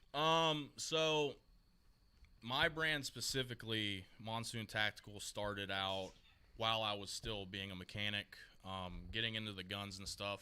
Explain Monsoon Tactical. That's you. Yes, that's my brand. The hand stippling, the custom framework, the custom pistol building is Was me. that the first shift? Was that you doing I is was it an d- LLC? Is it like your own brand? It was I my mean, own, so way back when I played baseball and wrestled and all that stuff. Okay. My dad, for whatever reason, called me Monsoon. So I kind of kept that with Were you me. always a bigger guy? Yeah. I can see that. Yeah, so I was that stuck with me. That was always my nickname for sports, so I kept it with the company, and it all just started out being a kind of a word of mouth business, just doing it for friends, doing it for, Okay. for people. Side work. Yeah. Okay. Not really making money on it, just doing it because I liked it. Mm-hmm. It was a hobby, right, so to speak. That you're getting paid for a little bit now. Now, yeah. But so Eric, the owner of Cutter Machine Works, through the grapevine, met him through some friends, and he links up with me, and he's like, hey, I want you to come work for me and help me run this custom gun shop and business, and I would like you to sell your work. And I was like, the only way I'm going to do this is if I get to keep my name intact because this is my work, right? So it's Right. like, without me, you don't have it. So it doesn't make any sense for my company to dissolve into yours. So we have this relationship where one feeds the other, because especially now, if they're coming for me to the shop for my work, odds are they're going to also do work with Cutter. Now, are you an independent contractor, or are you kind of absorbed by that, or is So- this like a handshake type of a thing? So we keep track of the work that I do for them, and they pay me a salary because I'm doing more than just the framework for Yeah. them. I'm running the shop. I'm doing production stuff, Okay. R&D, a lot of stuff that you don't see outside of the internet, behind the scenes. So with my experience running shops, I'm able to keep track of our staff, projects in the works. How big of an operation is it? Right now we have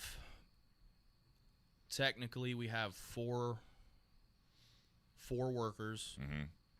one machinist, a younger engineer, our paint guy, Lane, and then me. Okay. Then you have Doug and Zach, which is our sales guys, which, I mean, they're part of the crew, but as far as the actual nitty-gritty operation, there's four of us. Got four. Then you have Eric and Ricky, the owners, that are, keeping track of booking and other stuff, and then our two sales guys. So it's still a really small company. Yeah, it's a small operation, which is nice. And that was one of the the scariest things is leaving an industry where you know the lights are going to be on the next day. Oh, for sure. Going to something smaller, knowing that you're kind of helping drive the boat to make sure it stays afloat and that's going to be there tomorrow. So we've grown quite a bit. Startups are scary. Yeah, and it's we're still in a startup stage, man. So Yeah. it's No, that's we cool, got though. we got a range coming, hopefully 1st of December. And where's that going to be located? We say Newark, but it's in St. Louisville, Ohio. So Okay. it's near Newark, and So yeah, that's out east. yep. Yeah, So- from Columbus. If you guys aren't in the area, that's out east. Yeah, we got a nice 5-bay facility out there that's rough cut right now. We use it, and hope we are getting occupancy soon. And the plan is to run training courses and open private membership to people, and also have a CCW, right? so we do a lot of that now. Yeah. And then one of the bays will be public, kind of like a outdoor shooting lane.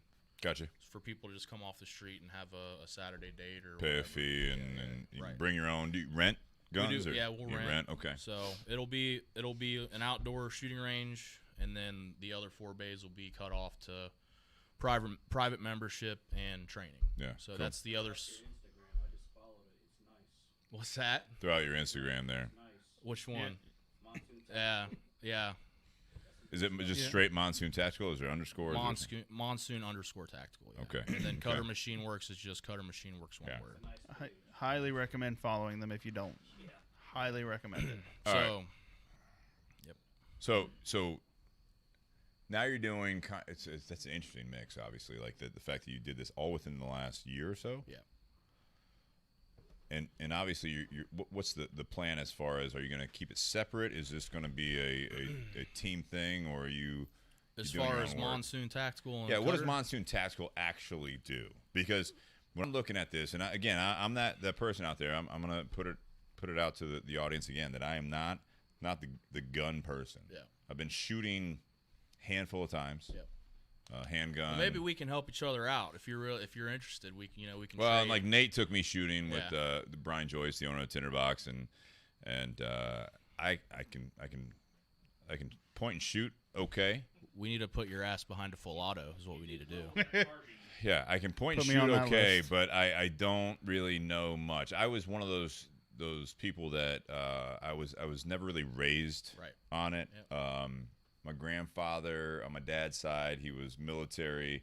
So, I mean, there was a little bit of history, but then with his generation and then my brother and I don't even know where my brother is really at with it. I don't know if he owns a firearm or not, but it was one of those things that we just, it wasn't a part of our upbringing. But Yeah. but my dad was also a more of that business world. Yeah. So, and so was my mom. So it was all the things that you grew up doing. Mm-hmm. You know, being hands-on, doing the mechanical thing and all that stuff. It's fascinating to know some of my friends now, and a lot of my friends are into firearms. Mm-hmm. They're hands-on. It's almost like the personality side of it is very much it goes well together. You can hang out with it, but as soon as it goes to like mechanics, you know, I have a mechanic buddy. I just hung out with him this last weekend. Big Rob was the one that my first motorcycle I bought. It was $200. It was 1975 Yamaha RD 350 two-stroke, and it didn't run. And I wanted to ride, and he's like, "Yeah, go ahead and buy that." Yeah. I'm like, "Well, I'll it make it doesn't. work." It doesn't run." It's like I'll make it work. Yeah. He made it work. He made it run. I had to carry spark plugs every time I rode. Well, that's just a 2-stroke for you, really. It was a two-stroke that wasn't a premix, so I learned I can Yeah. talk like, you know, like it's kind of it's like I can play that chord, you know, playing a guitar. I can play that chord. Oh, what else do you know? And it's like, now, what songs do you play? Zero. Yeah. You know what I mean? It's like I can't put a song together because I can't do that. I can change a spark plug because he showed me how to do that. But also when I had a 86 Cadillac Fleetwood in college, and you know, the radiator, one of the hoses blew. I'm like, "Hey, Rob, Yeah. what are you doing?" He's like, "Nothing. Why?" I'm like, "I'm an hour away, and here's what's going on." He's like, "God damn it! All right, give me about an hour and a half. I'll be there. What do you see?" Yeah, that's the thing with mechanics is we bitch and moan about having to help our friends, but we do it anyway. So it's The only trade that I have is I was a mover Yeah. in college, so I get called on that. So yeah, they'd bring it back full circle. On Yeah, you. no shit. Thanks, Nate, for helping me out tonight, moving that dresser. Anyways, but it's interesting for me to see that. So now you're in this field, and what exactly does Monsoon do? Because I'm looking at your Instagram page, and you do, what was it, the plastic surgeon? But you changed that when I looked at it recently. You're like the plastic surgeon of. I changed my account from a business to an influencer just so I could make my stories more interesting. Because you can't post like music and stuff on a business account, and I like to be real interactive, and that's how, in my opinion, you keep a presence on social media. Is you engage with your followers, like That's how you guys actually hooked up, right? Yeah. Like so. There's some guys out there that'll have their Instagram or whatever, and then leave their DMs closed, and then they can't talk to their customer base. Well, Can't slide in there, man. you can't slide into the DMs, so to speak. And so I like to take the time to be able to talk to people, and that's why I'm here, because Dustin hit me up on Instagram, and then he came out to the shop, and then we got to talking about what you do. It's like, that sounds pretty cool, man. I could get into that. It's not that cool. It is. You ended up in a garage. Well, on I mean, Wednesday night, drinking whiskey and smoking cigars. It actually sounds pretty cool. That actually, Like, when I well, say it out loud, it mention doesn't that. sound terrible. I mean, in all honesty, I'd probably be in bed already. This is just another day for me. Yeah. So all right, cool. Yeah, I'd be in bed already, but Yeah, me too. so it's like polymer surgeon or plastic surgeon. I forget what I put on there. Now that you say that, I think you put plastic surgeon. plastic surgeon. But regardless, it's like I'm looking at it, and you had some raw grips, and then you showed some of the finished products. Right. There was one that I looked at that was called, I think, you call it like basic Yep. grip, or machining, or is it machining? It's And again, bear with me. I mean, I hope I'm not alone in this. That anyone's listening, they're hoping they might have the same questions I have. The technical term for what I do is stippling and frame modification. Okay. But there was a procedure called basic, and So you said the anything but. And I'm looking at this as the video kind of pans over this firearm, and I'm like, no, that doesn't look basic. That looks sweet. That looks right, amazing. okay. So if you're not in tune with what I do, and honestly, a lot of people aren't, so don't feel bad, because there's a lot of people that are like, hey, man, I really don't know what I'm getting into. What is it? What's the difference between the basic package and the elite? And it's just like, well, if you're a new shooter and you don't need these specific ergonomics done to your gun that's actually going to enhance you as a shooter, go with the basic package. It's cheaper. It has everything you need and not everything else you don't need. Okay. Right?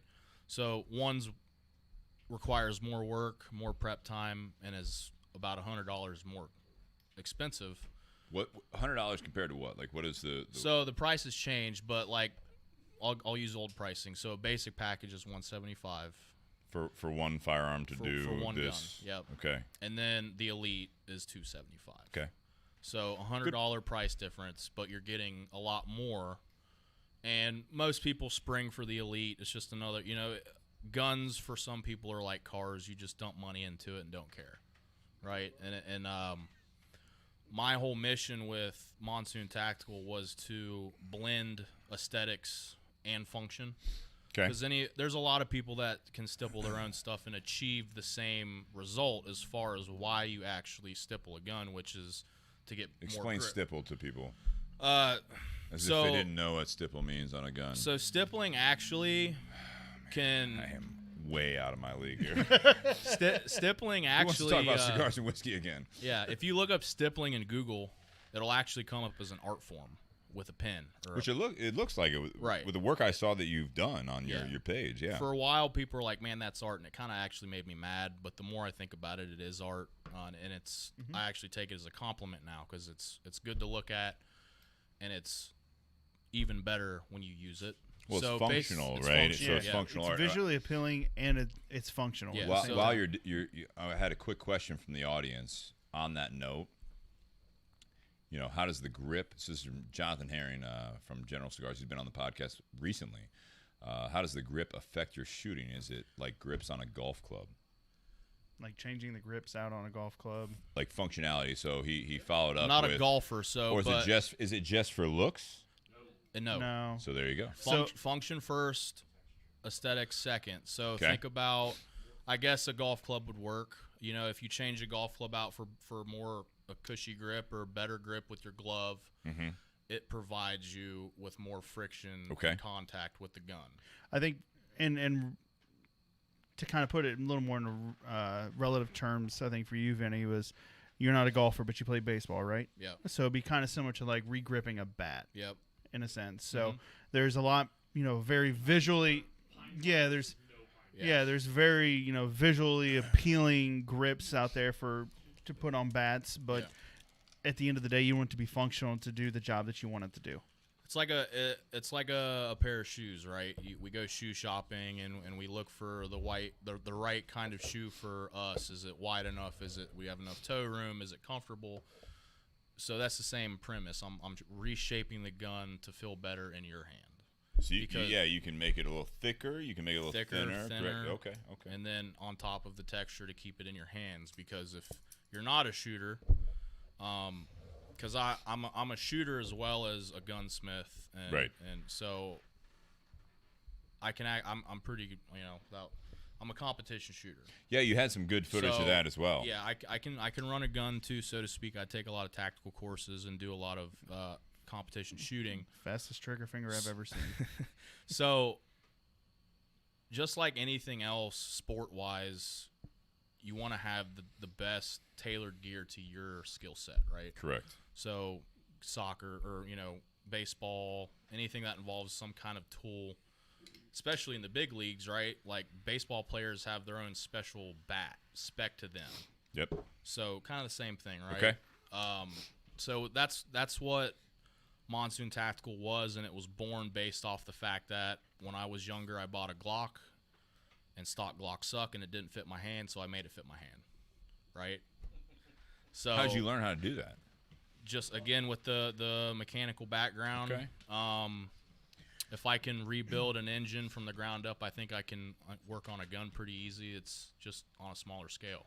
Now, were there any other, I guess call them stipplers out there that you followed to kind of get some of your work from, or has it just kind of been more of your own personal style? Yeah, so I mean, a lot of the guys in the industry, because I'm obviously not, there's a lot of us out there that do this. I'm just in my own little pocket here in Ohio, and ever since joining up with Cutter and having the capability and the bandwidth logistically to be able to do work outside of Ohio, I've done guns from California, Texas, all around the country so far now, which has been awesome.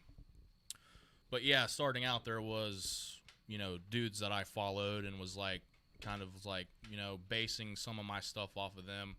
Once you become more established, you have to evolve into your own person, right? You can't if you're copying somebody, you're not going to stand out enough. Well, why would they choose you over someone else? Correct. Like if it's the same work as this guy, I mean there is the possibility, and I've seen it before. It's like you're cheaper and it looks the same. I want you to do it, and I'm not that kind of guy. I'd rather have my own stamp and my own mark out there. So here's a quick question out there. You're talking about your scope, right? You're talking about your footprint. So Freddie out there, who's a listener, he says, so he's in Dayton, Ohio, and he was in town not too long ago, but he's in Dayton, Ohio. How long would it take to do framework and send it back? Do they send that to you? Because I'm learning about this as well. I mean, like, obviously you say you're one of many that do this type of work. I'm sure there's a lot of things, but when you talk about someone, do you send a firearm to Johnstown, Ohio? Yes. From California, from Dayton, Ohio. Mm-hmm. And then you're like, I mean, how do you work with a customer on that? Because again, I'm learning as this goes on. So you're talking about the big thing is like the thickness of the grip and all that stuff. And if it was aesthetics, that's easy, right? You know, like, hey, I want it to look like this. I'm sending you a picture, and they did this to this gun. How much would it cost for you to make it look like this? But if you're not actually in person, from Dayton, Ohio to Johnstown, if he took a drive out there, you know what I mean? You know, maybe swung by the Tinder Box, smoked a cigar on the way, but you know, shameless plug. It's not. Yeah, it is shameless. Yeah. Most things I do is shameless. But if they're far away, you know, or if you're in Dayton, Ohio, say he can't make the trip, and he says, hey, you know, I want you to do this. I'm thinking like it's hard to work you'd want to be hands-on with someone, right? Or do they just say, I want it to be a little thicker? So that's, it's kind of you're trusting me or whoever and our expertise to understand what you want. For the most part, I've been able to talk to somebody and pick up exactly what they want, and then most of the I've yet to have an unsatisfied customer. Most of the time, they get it back and they're like, "This is exactly what I wanted." Right? So it's trusting your gunsmith to give you what you want. So he's from Dayton. If he wanted to make the drive, he could. It's obviously better to have a face-to-face interaction, especially with something custom. That's kind of why the basic and the elite, they're the same across the board. Mm-hmm. And me as a shooter is what I think is needed in a grip, right? So if it works for me, it's probably going to be more than enough for the average person. But your hands are different, right? Yes. Technique's a little different. Well, I mean, if you're a competitive shooter and you have someone that's not competitive, that they just are a hobby shooter. Hands are different, but they all also fall into a category. So, you got pretty big hands, right? You might need. Thank you. You might need a palm. Heard that before. You might need a palm swell, right? Or maybe even for me, I got pretty big paws too. But I personally don't like a thicker grip. I like the skinnier grip. So it's hey, I want a grip reduction. Hey, I want an add-on. So it's okay. And by that recipe, I just do it the way I do it. And again, 9 times out of 10, it's perfect for them. Do you find yourself talking so maybe a basic, someone reach out so Freddie Bird, who's a listener, right? He asked that question from Dayton, Ohio. He reaches out to you, after this show, for example, finds you online, finds you on Instagram. You got several thousand followers on Instagram. So they're like, hey man, I'd love for you to do something for me, for my spouse, for whoever. Yep. You have certain questions, I assume, that you ask, what are you looking for? What kind of shooting do you do? Right. Obviously, I would assume Kinda it's like a what's the gun? Yeah, it's consultation. Right. Is it over email? Is it over Messenger? Does it get to the phone? Do you find that a phone conversation is the best? So I mean, honestly, it normally starts out in the DM because honestly, right now Instagram is sliding again, man. Instagram is my biggest platform as far as the following I've built as a person on there and a gunsmith on there. And then it's if it gets a little too complicated, we might move it to email. If it gets even more complicated, we'll do a phone call, send email pictures back and forth. I kind of want something like this. And then, it's a lot of legwork, man. Right. So, there's more to it, especially to a custom build. You have to, every customer gets treated with individual care, depending on the build. Not, most of the time it's I like the elite package. That's what I want. That's what they get. And, they're normally happy with that. So, I think it also helps, Vinny, not to cut you off, but I think it also helps with your Instagram page with the amount of content that you put on there with all of your builds and all the different custom work that you've done. It allows customers to reach out to you and say, hey, I'm really interested in the basic package or the elite package. This is what I'm thinking, and then can easily take snippets from builds that you've already done and send to you, because I know there's things on there that I'm like, I really love this, I really like this, I'd like to do something like this, and obviously funds provided, I'd like to make that happen, but I think that allows customers to get a much better scope for what it is that they want. And let's be honest, the internet today, you can look up just about anything and pictures of anything and build an idea of what it is that they're wanting or interested in. Yeah. So a lot of the times, it's more of a portfolio. So there's a lot of all the builds that we did between me and Cutter Machine Works. And then honestly, it's just hey, I want this gun exactly like this. I was like, okay, well, that's easy, right? You talking about function, or are you talking about aesthetics? Just that build in general. Okay. Every gun is still going to leave with the same aesthetics and function, but where it can change is Why are you talking? Where it can change is You make yourself useful. Where it can change is so we got this really obscure build in the shop where the guy wants it to look like a battleship. So that's complete one. That it's a complete one-off. There's probably not going to be another one like that, and it's going to take a lot more time. And there's a lot of legwork to figure out the paint and all the other stuff, and to make everything blend and look right. So but there's other people that are just, that's really cool. I really want that, and then we just build them the same gun. So do you do Cerakoting and all nine? Yeah. Hang on. It's funny, even the guys that have been on the podcast, they get involved in the audience and they just rattle off. So that's why I knew Pretend that people having Vinny can't on, hear I you, think, would Shannon. be really beneficial because I know there's a lot of people in the audience. My bad. And listeners who are also gun fanatics, such as myself. So with your basic package or elite, or is it just the elite that comes with like Cerakoting and all that other stuff that would come with that build? And what is Cerakoting for anyone out there who may not know? So, what it is? Well, Cerakoting can be added to anything, right? It's going to be extra. I think like an extra $75 for a single color. A lot of the times the Cerakote takes the build over the top because you get that two-tone look. Cerakote is a ceramic-based oven-cured paint. Okay. That It's like was- powder coating almost. Correct. All That right. was actually the guys that invented it was a powder coating shop. Makes sense. So, and it's the number one leading gun coat on the market, and they're just now figuring out it's good on a wide variety of applications. Like Sure. Cutter Machine Works, we're certified applicator. Got factory trained out in Oregon, and met up with some contacts. A place called Cam's. I forget exactly where it's at, but one of the guys figured out where we were there. We had a little meeting with them, and he brings back a set of headers and an intake that we paint for him. There you go. So it can be put on anything. It goes on super thin, sprayed through like an automotive gun, but it's the premier coating for guns, and that's how you get all the different colors and camouflages and stuff on a gun. So We had a question from Jonathan Heron. That's not I'm laughing at. I'm coughing. So one of the things, I got into riding motorcycles back in the day, like I mentioned, and Big Rob and I, which I'd love to get him on the podcast. I don't know if he will, but it hearing that stuff, I learned a lot from different techniques from being interested. So Jonathan Herring says, and keep this question in mind as we go through this. For a home defense pistol, what would you recommend? okay. Just because there are, different levels of where we're at. When we Right. talk about firearms, we have not done this on this podcast yet. 139 episodes in, we haven't done this. But I learned a lot of this when, motorcycles got really, really big with like Jesse James and West Coast Choppers and Orange County Choppers and all this stuff.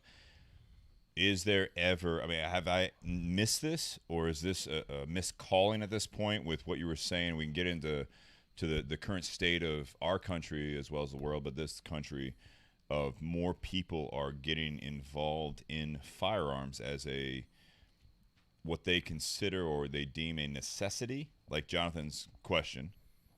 Okay. And then they're like, where is A&E and all these stations at with developing some sort of a reality show, if you will, where they're focusing on some of these things? Because I'm listening to you talking. This is very, again, from my perspective, which I'm not a gun guy. I've said it. If you're just tuning in, I'm not a gun guy, but I'm listening to some of this stuff. And when I rattle off like powder coating, and I think of like CNC machining, I think of all these things I used to watch when I was getting into motorcycles. My hobby was expanding to a lifestyle, and I'm like, all right, so I want to learn more. I don't necessarily need to know what or how to do it. I'm just curious now. So is there something where I'm not going to say, are you guys working on a reality show, but is there something out there that that people are asking more questions because there's no real information out there? Unless you are like Shannon, who's an enthusiast, that he's asking these questions, already knows this. So to expand the business side of it, it's the topic tonight is take aim at your target. If you're going to expand the business, you need to have more people coming in. Right. So how do you educate people that these are options? So custom gunsmithing has always been a thing. But it obviously, just like anything else in society, it evolves, right? So back in the 70s and the 80s and even early 90s, plastic and black rifles weren't really a big thing. It was all hunting rifles, shotguns, revolvers, blue, Colts, 1911s. and we just worked on an old 1911 that used to be an NRA target pistol that had old school metal stippling and all this other stuff. Yeah. It's just now we're getting to the point that where the evolution of technology for the gun world is so over the top that, you know, kind of like high-end cars and stuff, you know, you get a car and you want to start pimping it out, and that's the look, right? You know, you get a Lamborghini and it's real sleek versus like an old muscle car or something. Sure. So it's kind of that cult following now that's what everyone's looking at. And some of the older people are kind of at the back end of it because they're still stuck in the old way of gunsmithing and customization, to where now it's all about custom ARs and Gucci pistols and stuff like that. Gucci pistols. Gucci pistols, that's what we call them. So Gucci's not in the firearm game, right? I mean, there's a lot of Gucci. hand grips and stuff. Yeah, like there's people that paint guns to look like Gucci and Versace. Smart. It's kind of, Yeah, that's cool. I don't like it, but It's cute. but it's a thing. It's very You cute. know, it's a thing. It's a you know? thing. That's a good way to say Just it. so like kind of the You want it, we will do it, kind and of you the pay me. kind of the back up. You know, I was into motorcycles too, and I'm actually getting ready to rebuild my '96 Cowie this winter, and I'm gonna Cerakote the tins on it. Okay. So So you have this technology, this Yeah. method at your disposal. Now Yep. you're gonna. So it doesn't have to necessarily just be guns as far as the Cerakoting and stuff like that. Like we said, we found out that it's very good for other applications. Mm-hmm. So the customer base for us is there, especially with my generation and younger. They're not interested in the old stuff. They're interested in the new, and we just Right. got to keep moving forward and creating new products. Like have you seen the Staccato C2 that I ported? Yeah. So that's gaining It's a lot pretty. of. I have it here, but it's gaining a lot of traction. We've been But- drinking, so that's probably. Nah, it's not a good idea. But it's one of those things you got to keep evolving the Keep thing that and, holstered. and piquing interest for your future clients. Well, I think you have an opportunity, like you were saying, right? So, I think it was the first part you had kind of mentioned that you are getting busier and busier, given that more people are trying to, you look at like the ammo sales, they're off the charts. You look at people that want to, get a firearm for the first time in their house. It's so fascinating to me when all this COVID stuff started. Well, It right was- now a lot of it's the climate, right? The actual Social climate or the. yes. Yeah, that's what I mean. Like this is an opportunity in your world that I feel like there is obvious business opportunities there where you can educate based on, you're talking about the basic or the elite. You have these opportunities that people don't really know, but Right. I talk to friends that have a lot of firearms, and they start talking about it, and they're saying how much they spend on this and spend on that, and I'm looking at it, I'm like, that is a lot. Well, I only spent $600 on this one. I'm like, Well, it's a shit ton of money on something. You know what I mean? And you're like, well, that's one of how many? And they're like, well, I really don't want to say. yeah. I'm offended because they don't want to tell me how many firearms they have. Like, what am I gonna do? Yeah. But I understand that mentality. There's some people that they're very up for, or they're upfront with their arsenal, if you will. Mm-hmm. But I think that with what you're talking about, there's a lot of the function. There's a lot of money to be made when you're talking about the Gucci side of it, like the just pure aesthetics. Yep. They're not trying to be competitive shooters. Right. A lot of them. I'm sure there are some. So a lot of it is not everybody that is a gun owner is looking to get into some kind of altercation with them.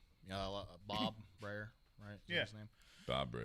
He's got a lot of. I've never met him personally. We've done some work for him. We'll but make that happen. From what I've seen, he's got a very nice selection of toys. Yes. Okay, and those are exactly what they are. They're toys. Just like anybody who's into cars, motorcycles, or whatever, you get a motorcycle or a car, even a muscle car. It's easy to drop 200 G's into a car, and you won't even blink an eye at it. Right? Sure. So, pretty much most responsible gun owners are into it just to have it. They want something cool. They want something unique. They want something that when the guys come over, they can say, hey, check this out. right? Yeah. And then that's part of their collection. And then you also have people that use it as a profession as far as protection, law enforcement, Sure. just Special service. special forces, etc., that have some of the stuff we can't get our hands on, or just somebody who wants, because like a big part of like right now why we have so many new gun owners is because of what's going on in our country. People are freaking out, so that's why they're going out and buying. Buying whatever. Well, yeah. So I mean, how many was it? Like 1 million or more new gun owners in the U.S. Oh, yeah, it was I don't know the something stat. astronomical. Yeah. So Since March, the number of purchases so exceeded. yeah. So point in case, we had a guy come It's in growing. that lived in Columbus. He was a salesman for like supplies, tooling, etc. Not a gun person at all. Yeah. Came in and bought 6 pistols because he was afraid. He lived in downtown, and that's when all the rioting was going on. He was afraid that he was going to, get in the thick of shit, and he felt like he needed protection.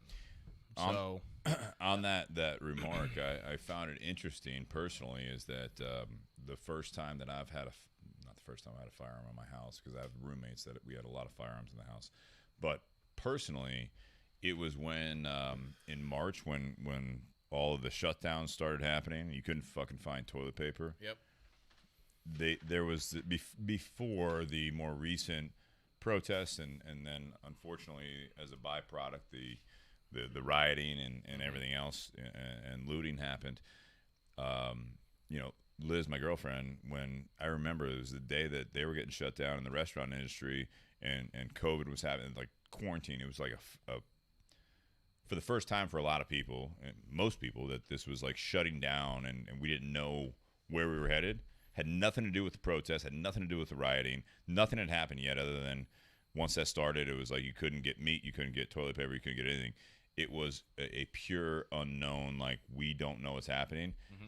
That's when, Liz wanted to protect the house for the first time. And we hadn't lived together all that long, but it was like, she's like, can you do this? Can you talk to one of your buddies? And I did. And I was like, I don't see it going that way. Yeah.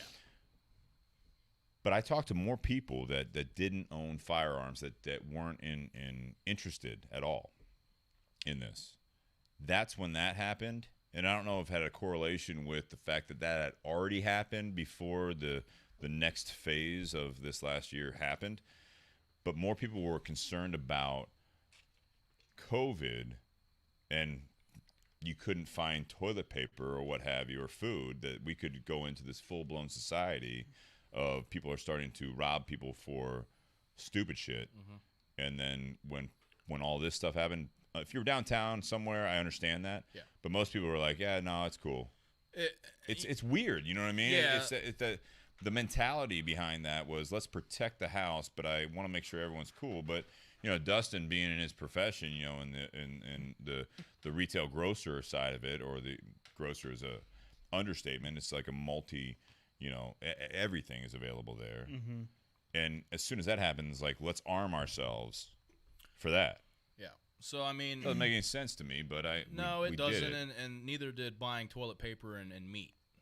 To me, like Pure unknown. That's it. just the pandemic, Faith in the fellow pan- humanity yeah, the is why you pandemic- wanted to arm yourself. Clearly, pandemic for most people was scary, and I really don't know where the toilet paper thing came from. Like, no one does. no one does. But like No one here, does. so here was the thing. Like right before DeWine was gonna issue a lockdown, so to speak, or a shutdown. And DeWine is the Ohio governor. Yeah, for those who don't know. I was at a vehicle course, so What is that? so it's tactical shooting in and out of a car. Okay. So we're definitely not going through the 6-foot guideline wearing masks. We're shoulder to shoulder with somebody we don't know and shooting through car windows and through car doors and stuff. Jesus So we're talking, and Thank everybody. God more people didn't take that course. Well, it's a pretty good course to take, actually, considering how much time you spend in a vehicle. I'm not saying that. I'm just I watched some of the looting and stuff like that. I'm glad more people weren't armed. Yeah. Well, that's a whole different topic. It depends on the mindset. Yeah. It does depend on the mindset. You're not on the microphone. Jesus Christ. Is your first day here? No. I think Vinny might agree with me. There's a lot of people that, even with what's gone on in the last 6 months, or someone who lived downtown, you have to have the right mindset when you are going to own a firearm for defense or carrying it in your car. I agree Or completely. you're getting your concealed handgun permit, something like that. Like, you can't have the mindset that you're going out there looking for trouble. No. In most, like, typically the people that go through that type of training and the people that go through and get the licensing and everything, they're going to do everything they can to not use it, because they know what that entails and what comes afterwards. So they look to avoid that kind of confrontation. They don't put themselves in that kind of situation because they don't want to have to, but they're willing to. No, I know. I've had that conversation well before all this stuff in 2020. I've had the conversation. CCW got big in Ohio several years back, right? And I didn't enjoy the conversations I had with friends that when that became a legal opportunity, that I would hear comments sometimes from people that it's like, and this is God's honest truth. I wish someone would try something, and I'm like, this puts a very sour taste. As someone that's not into firearms myself, I'm like, I don't think that you understand. Maybe they did, and this is multiple people. I'm not going to say anyone. I'm not going to say any names. I know these people, and they're still, but up to that point especially, but they're still good people in my mind. But when you have that mindset of like, I wish someone would, I'm like, so you're looking to like justify. Yeah, So- you have to stay away from it. But I mean that mindset's out there, and they're the at the time before all this stuff, before 2020. This is going back a few years. They're the stable people. They're the responsible people. They're legally carrying, and I don't know if they'd follow through with it. Right. I don't. Maybe they do have that mindset as far as de-escalating the situation. And I know of personally one case, and it was at the shop, that a very responsible person that I know that is very well versed in firearms, that even at Easton pulled a firearm, and he's very responsible. He's in his I think early 60s, and it was because of the situation that he did it. And it de-escalated the situation, and it was absolutely a bizarre situation. And those are the situations. The whole area and group was being threatened, and he de-escalated the situation by doing that. And I think he did it last case scenario. And he's the type of individual that, and I know him well, that he would it's one of those things. He would never do that. Mm-hmm. And when I heard the story, it's almost like, I'm glad you were there. That's what I think you're talking about, Nate. The people that and the people that said that shit to me, to this date, I to my knowledge, they've never pulled on anyone. But as soon as you utter those words, you should be stripped of fucking everything. Yeah, in my opinion. Yeah, so I mean, you're gonna have different personalities when it comes to a CHL, right? What was your name again? Nate. What Nate was saying is, honestly, I would think would be the majority of concealed carry holders. I agree. It is a last-ditch resort effort, and in my opinion, when I started carrying a gun full-time, because the thing is if you're going to go get a concealed handgun license, it becomes a lifestyle. Okay, you wake up in the morning, you go to the gym, you take a shower, you put your gun on, you get your keys, your wallet, all your stuff, and you go out the door, and the gun is just another tool that you have on you in the worst case scenario. And honestly, for most people, especially for me, I avoid confrontation. I don't go out at night. I don't go down when fucking the riots were going on. I didn't go anywhere near downtown. Yeah. It's one of No, so I mean, I get it Not because always. you're not wrong. There's definitely people out there that put that alpha mentality on. Like, I wish. I don't think it's somebody alpha. I would. think that's absolutely beta or less. Okay, yeah. Well, Honestly. you're probably right. It's a yeah, false somebody, alpha. I think somebody, it's a false alpha. somebody who wants to be tough, and then honestly, when it comes down to the moment, they probably don't have the balls to do it. So I think a concealed carry holder that is responsible is actually going to change your demeanor as far, because here's the thing: every bullet that you would ever have to use has a lawyer attached to it. That every Or worse, right? So I mean, here's the deal: you never see a justified shooting on the news ever. But say that shooting turns bad, and then the person resolves to their lowest common denominator or their lack of training, and this even goes on to the law enforcement side. All right, if we want to talk about the law enforcement side, and To a point. I have a lot of law enforcement friends. They don't get enough proper training to do their job, right? Well, that's So- one of the biggest critiques right now, Right, obviously, as so- we all know. If I were to get into a shooting with somebody protecting my life, and I actually stop the threat to me and whoever, my loved ones, but I accidentally shoot the mother down the road because I'm not proficient in my handling, that is going to fall on me super hard. Yeah, so accidents happen, and when the accidents happen with this stuff, it's permanent. Yeah. So I mean, it's one of those things, man, where it's a lifestyle. Your class for your concealed carry is not the end all be all. You need to seek better training and get more proficient with it. Let me pull back here a little bit because I feel like this is we can go down a little bit further Yeah. here. Yeah. Let me pull back. Let's get back to a little bit of and I know there's some listeners that are getting very engaged here at this point. But let me stay true to this podcast to a point. You're a year into this part of your profession. So this is a career stepping stone that could turn into a very directed path. You know what I mean? Mm-hmm. You talk about your competitive shooting. You talk about the training. You're lined up with a company that is growing, that you're doing a lot for the community at large, as well as, you know, the gun community that are the hobby guys and girls, you know, that they want their grip to, you know, like you mentioned, what was it, the Cerakoting? You know, it's like you can do it functionally and it's black or like a gunmetal or gray or whatever, but it's like if you want it to be blue, We get a lot of it's going Tiffany. to cost more.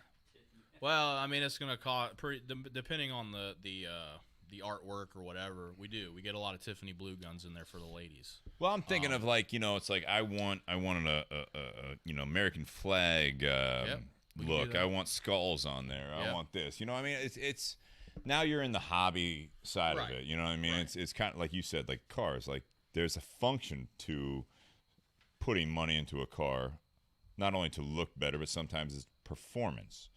So with a gun, I think performance-wise, there is a limit of what you can do with a gun, Right. with a firearm, no matter what it is, handgun or otherwise. Then it's all about, I've got more money I want to spend, and I want it to look a certain way. Right. You know? But for you, taking aim at the target, it's like, where are you going? This is bringing it back to the podcast at hand for me, because we could talk about guns all night. You know what I mean? This is like, you've been on podcasts before. There's other podcasts out there, and I do think that, and I hope you use this, that there is a absolute Orange County Choppers show out there. You just need to be more dramatic and fight with whoever is. You know, Who Well, runs? there's plenty of that naturally right now. Yeah, so. set up some cameras on a Yeah. live feed, or just like really blatant security camera that you store like basically 4 weeks or 4 months of footage, so that you can just submit it to I don't know what station would air this. I think Well, it's coming. I think So I mean, there's been like, National Geographic. I don't know. There's been like reality gun show TVs, Red Jacket Firearms, Gunsmoke. There was a couple, like these were like back in like, I don't know, early 2010 times, like History Channel, I think was My who- point is, what do your 30s bring? So take aim at the target, like for lifestyle side. Let's Yeah. back away from Yeah. just the gun side of it and ethics and all this stuff. Ethics will always play a big part of anything that you're doing. When it Yeah. comes down to what you're doing, people are already I don't want to say biased, but they already carry an opinion one way or another. Like the right to bear arms is a big part of it, right? But as you've seen and as we've all seen, there are people that normally wouldn't be promoting or silently promoting owning a firearm. There's a firearm in their house, right? We can all agree upon that. I think we can agree upon there are firearms in homes that unprecedented amount. But for you, it's like take an aim at the target. Like where do you see it going? That's what I was saying. That I kind of jokingly brought up the reality show thing. Is like there are opportunities out there that, Right. from a business standpoint. So you're doing it in a smart way. You know, you have the education to educate hopefully the customers that this is not a hobby. This is not a fun thing, but it can be a little bit of both. You can enjoy it to a point, but Right. you have to have an understanding that there's a sports side of it. Mm-hmm. There's a everyday lifestyle that you were actually talking about, where you brush your teeth in the morning and then you put your firearm on your side as you walk out of the house. Right. But where are you going with this as a career? Where do you see it going? And you can bring in, Vinny, the current social climate that you were talking about. So, I mean, just even outside of the social climate, it was a hobby turned into a dream job kind of thing. You know, I get to go to work every day and build guns for people, right? And Yeah. and versus any job, even if it's a hobby, comes with its headaches. But at the end of the day, I like what I do. I mean, you probably like what you do, right? Yeah. So it's one of those things where I just want to keep moving forward and growing me and Cutter together. We're kind of a one package. We're in this together. Me being able to keep my brand is to insulate myself. If anything were to happen, I could branch off on my own and continue. But my whole end goal here with Eric and Cutter Machine Works was to catapult us into that upper echelon of custom gun shops and being Right. a name, out there one day. We're getting there slowly but surely, one build at a time. Customer service, I think, is one of our best assets. Treating everybody at a personal level to take care into building their firearms. So I just want to keep doing what I'm doing and expanding and getting to that point to where it can really help, put food on the table and continue to grow the company as a business and jump around, maybe even, branch out and have to have 2 shops or something like that, or double the staff. I'm listening to all this, and the whole time, and I see some of the comments. They're going into the ethics of gun ownership and things of that nature. What I like about what I've heard from you and Cutter Machine Works and with Monsoon Tactical is that if someone's got money and they want to dress up their gun, I got you. I'll give you the options. You want to look cool? I got you. You want to be a certain color? I got you. Also, you talked about being a competitive shooter, gun safety. Yep. Also, you're talking about you're lined up with someone that is growing a business that is promoting gun safety. Right. The one thing that I think is maybe, and maybe I'm speaking out of turn here, but what you haven't said is that you are promoting gun ownership. Now, if someone asks you your opinion, I've known you now for, let me look here, Few hours. call it 3 hours. We've been on for a little over 2, so I've known you for about 3 hours. You're the type of person that if someone asks you your opinion of, should I own a gun, like Jonathan Herring was asking about, what should I have as home protection, and he followed up with another question, you will give an opinion. Right. Followed up with, and maybe I'm assuming, but it's based on get trained, go above and beyond, Right. You know what I mean? Like there's something there. But if someone asks you, should I have a gun or not? Your opinion may be yes, as long as you're trained. It's not just yes, everyone should own a gun. And maybe I'm overstepping there. It's not promoting gun ownership. It's not promoting everyone walks around like the Wild West with a gun on their hip. It's if you're responsible, if you feel the need, we got you. We will work with you on gun safety. We will work with you on picking out a firearm. Right. And if you, it's the same thing. You know, it's like a purse is a purse. If you want a purse that is $600 versus a purse that is functional, I got you on both sides. Cars, same way. You want a car that runs? We went back to the go back to my motorcycle, right? I had my mechanic buddy. He knew my budget. He's like, $200, save for a week, because at the time in college, $200 was a lot of money. Right. And he's like, I just need like $200 more. But as you ride your motorcycle, you're gonna. I bought spark plugs again. Going back to that story, I bought spark plugs by the box, 10 at a time. And he gave me a socket set so that I could change that spark plug and get home. Mm-hmm. But I think that you may have, what I've gathered from you is that the negative stereotype from gun owners or people that in the industry is that they are all just like pro gun. It's like, no, you got to do it the right way. Right. It's not about just carrying a gun.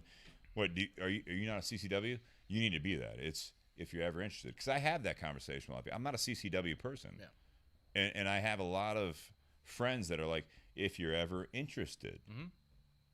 Again, I got you. I think that's a mentality that a lot of people don't realize in this field. Yes. That you do all this stuff, you are providing a service, and you also are providing a level of expertise. And again, I go back to the pertaining to this podcast, you being 29 years old, and you're going into your 30s. So the next 10 years, if you carry that mentality forward, there are business opportunities, not only in education, but also the fabricating side of it, right, that you can take advantage of and also help people, which I think is glanced over by most people when it comes to a very, very sensitive topic of gun ownership.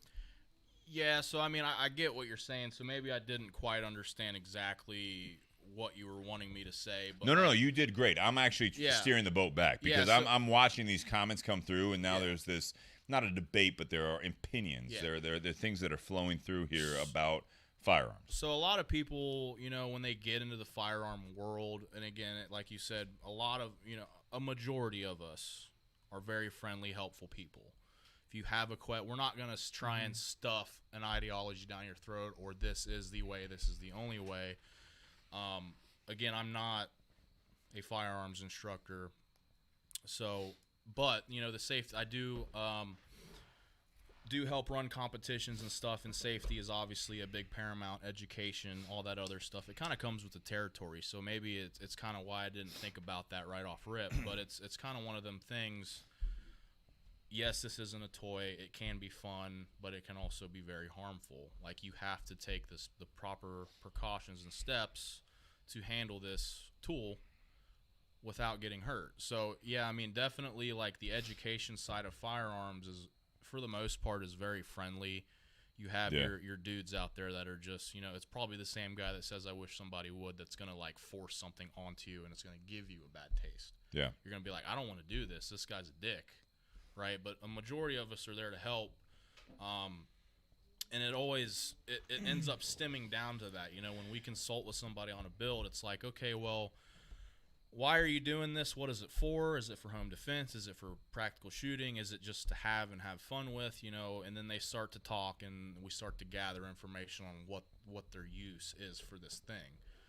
So then that's when the other side of us comes out, the experience side of the training and the safe handling and, proper storage and stuff like that. And we start to talk to them about, you need to do this, this, and this to achieve this goal, right? Yeah. So again, it comes back to the training side of it. I'm a big person on training. I don't know if any of you guys did any martial arts or anything like that. No. So I mean, anybody who does Saw a any lot of movies. sports. Yeah. So I mean, what do you do 5 days out of the week before game day? Train. Right. So you practice. Great comment. You Yeah. practice hard so that game day is pretty simple, right? And the thing is, in the firearm industry, we don't ever want to see game day. But if we ever did have to see game day, we're probably going to be a step above the next person below who just took the concealed carry course and had to get 5 rounds on a 5-inch piece of paper. You know, so it all stems back down to it's a lifestyle, man. So if you're gonna take on the overall lifestyle of carrying, buying, modifying, and handling guns, the safety part is just a given. Like, you have to have the safety, you have to have the training. So I guess to kind of bring it back around a little bit to Steve's point, 10 years from now, where do you see Monsoon Tactical and Cutter Machine Works at 5 or even 10 years from now? I know you guys are working on your range right now, I think, which is going to be great, especially offering other training packages. And I know this past weekend you took a course with Achilles Heel Tactical. Yep. I follow them on Instagram. They do a lot of great stuff. But in regards to Cutter Machine Works and your brand, where do you see you guys in that 5 to 10 year range? So I mean, obviously for me, it's just as Monsoon Tactical, it's just being able to keep the flow of work in and you know, make myself worth what I am getting paid, or if not, get paid more, and have the notoriety of, like, yeah, that's a Monsoon Tactical gun, or yeah, that's a Monsoon / Cutter Machine Work gun. They do really good work. I want to send them work. And then on top of that, you know, the range, I've been told many a times I should start instructing. I don't really know if I should, but Why is I that? could see that. On you doing it, that is.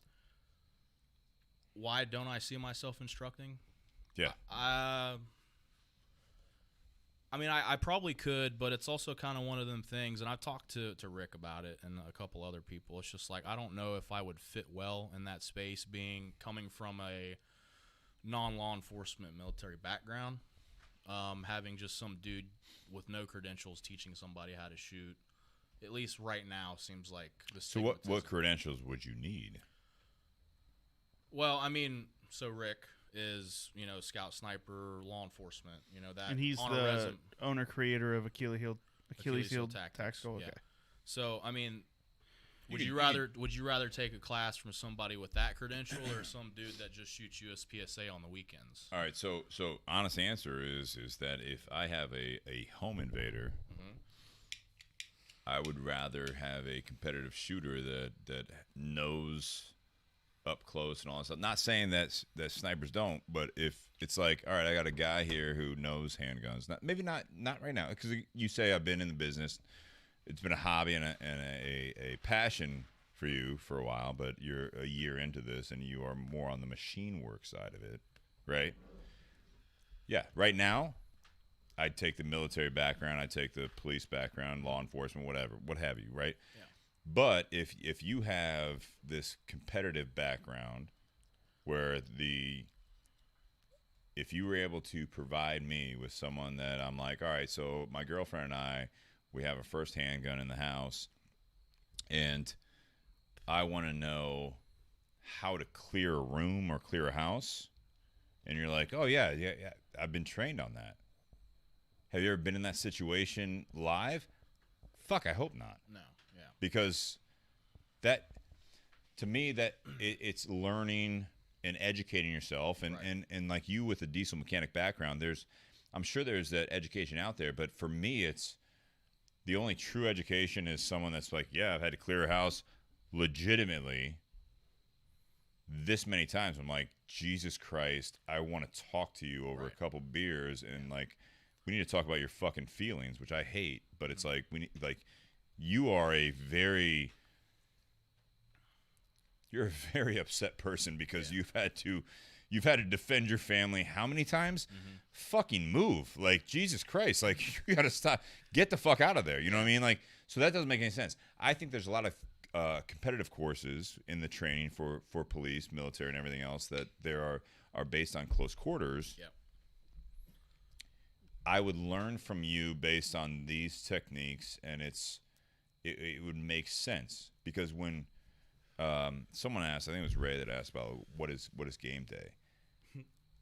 I'm of the same mindset as Ray that up to this point, this is the first time I've had a firearm in the house, and I haven't gone through this extensive training or anything.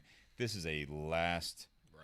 This is like having a bigger baseball bat next to the bed. Mm-hmm. And some people might look at that as like you're irresponsible and all that stuff. It's like it's there's no magazines in it. It's unloaded. It's available, and there would be so much that went into it that I would literally reach for this handgun.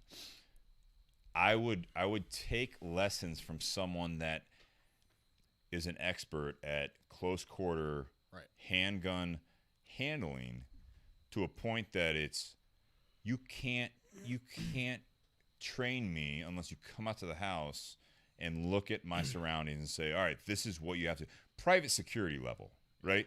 So a sniper or you that you're an expert at close quarter in a home handgun training or a trained sniper, I don't see myself and I'm not saying the sniper doesn't know how to do close quarters, right?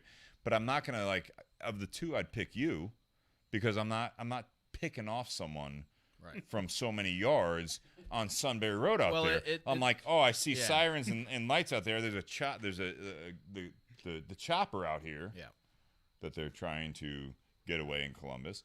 But I'm like, all right, so now I got to set up on my roof. That's not what I'm doing. So like for me, it's like, for Christ's sake, I'm like, no, this is like my dog's barking, and all of a sudden my ring goes off.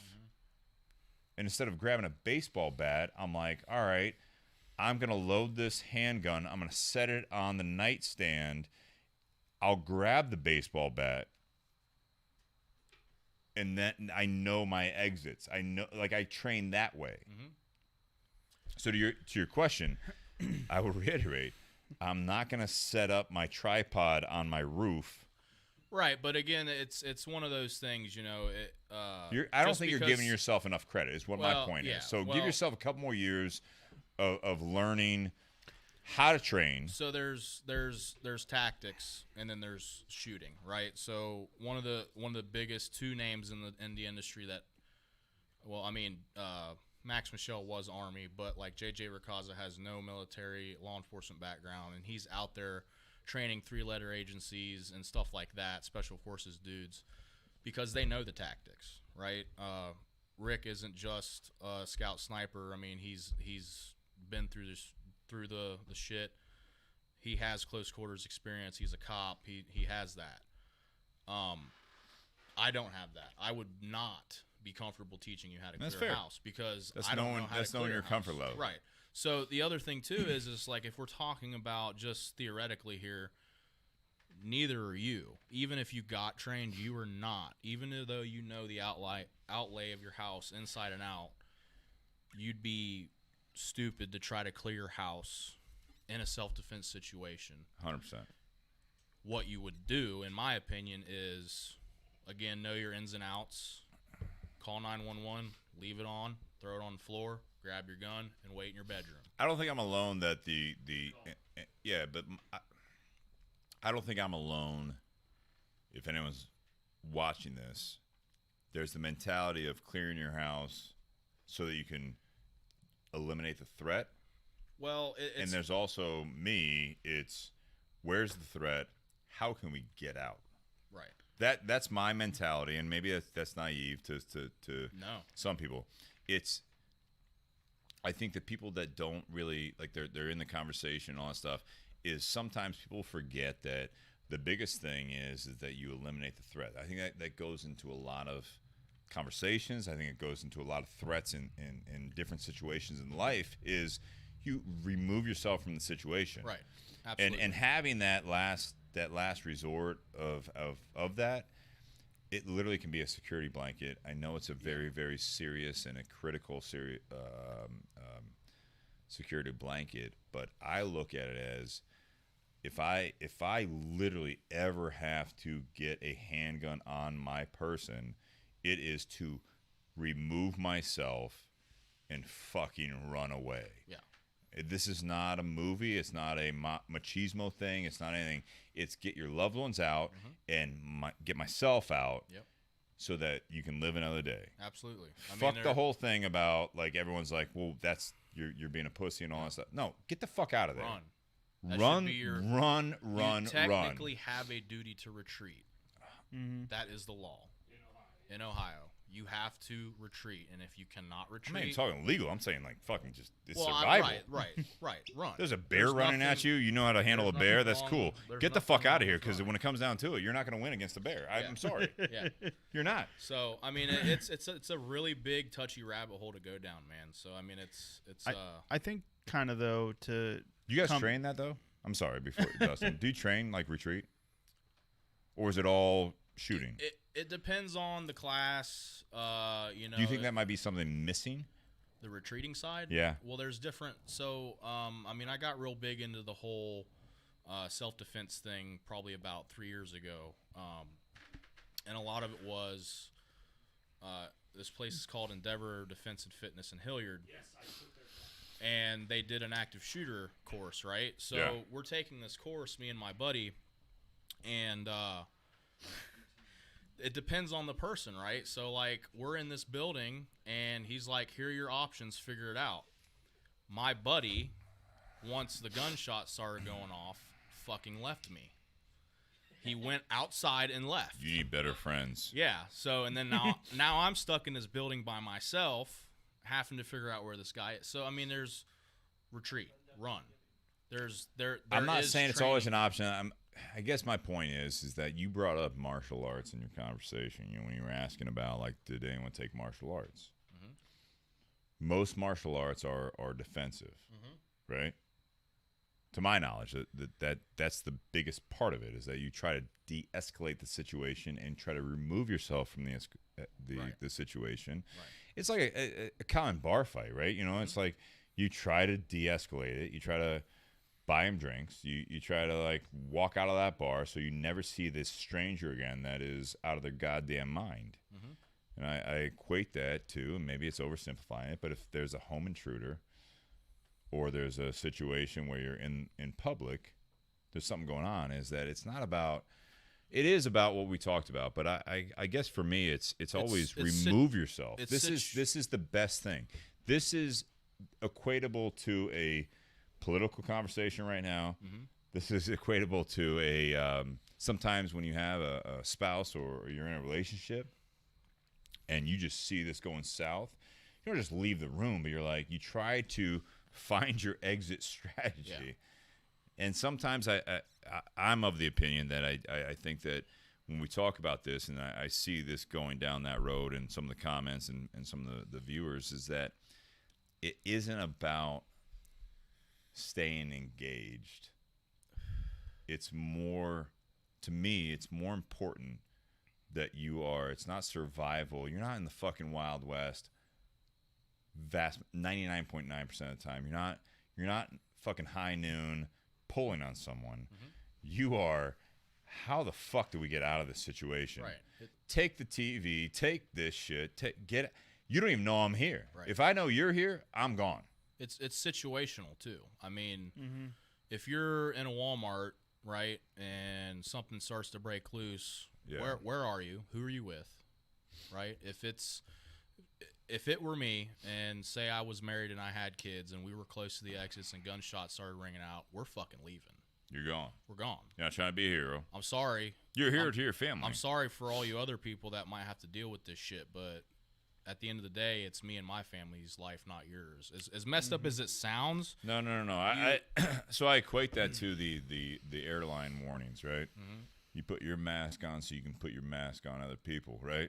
So you put your mask on and you escape that situation so that you and your loved ones or you are out of there, that you can actually save the greater good. And it might be a selfish way to look at it, but I don't. No, I mean, again, it's all situational. There's some people that were like my buddy, and again, it can kind of depending on how you look at it, he's like, if it were me and my morals, and if I was with my family, I would escort them out and I would go back in. Yeah. I don't think I would do that, but that's just how he is. And, you know, some people are like that. They don't want to see people get hurt. But again, you know, there's nothing wrong with running. You know, it's not the Wild That's one West. of the first but options when it comes to the, you know, active shooter scenarios yeah. is Well, like I get said, out. my buddy left. He was gone. Well, he wins Yeah. But that's just, to a point. What it boils down to is, you know, you get out if you can get out. If you can't, you barricade. And if you can't do that, then, you know, you have a right to fight. But, you know, it just kind of comes back around to that, you know, take aim at your target, and you have to pick the right target. And you have to... You starting your closing remarks? I mean, not necessarily, but I can. Go ahead.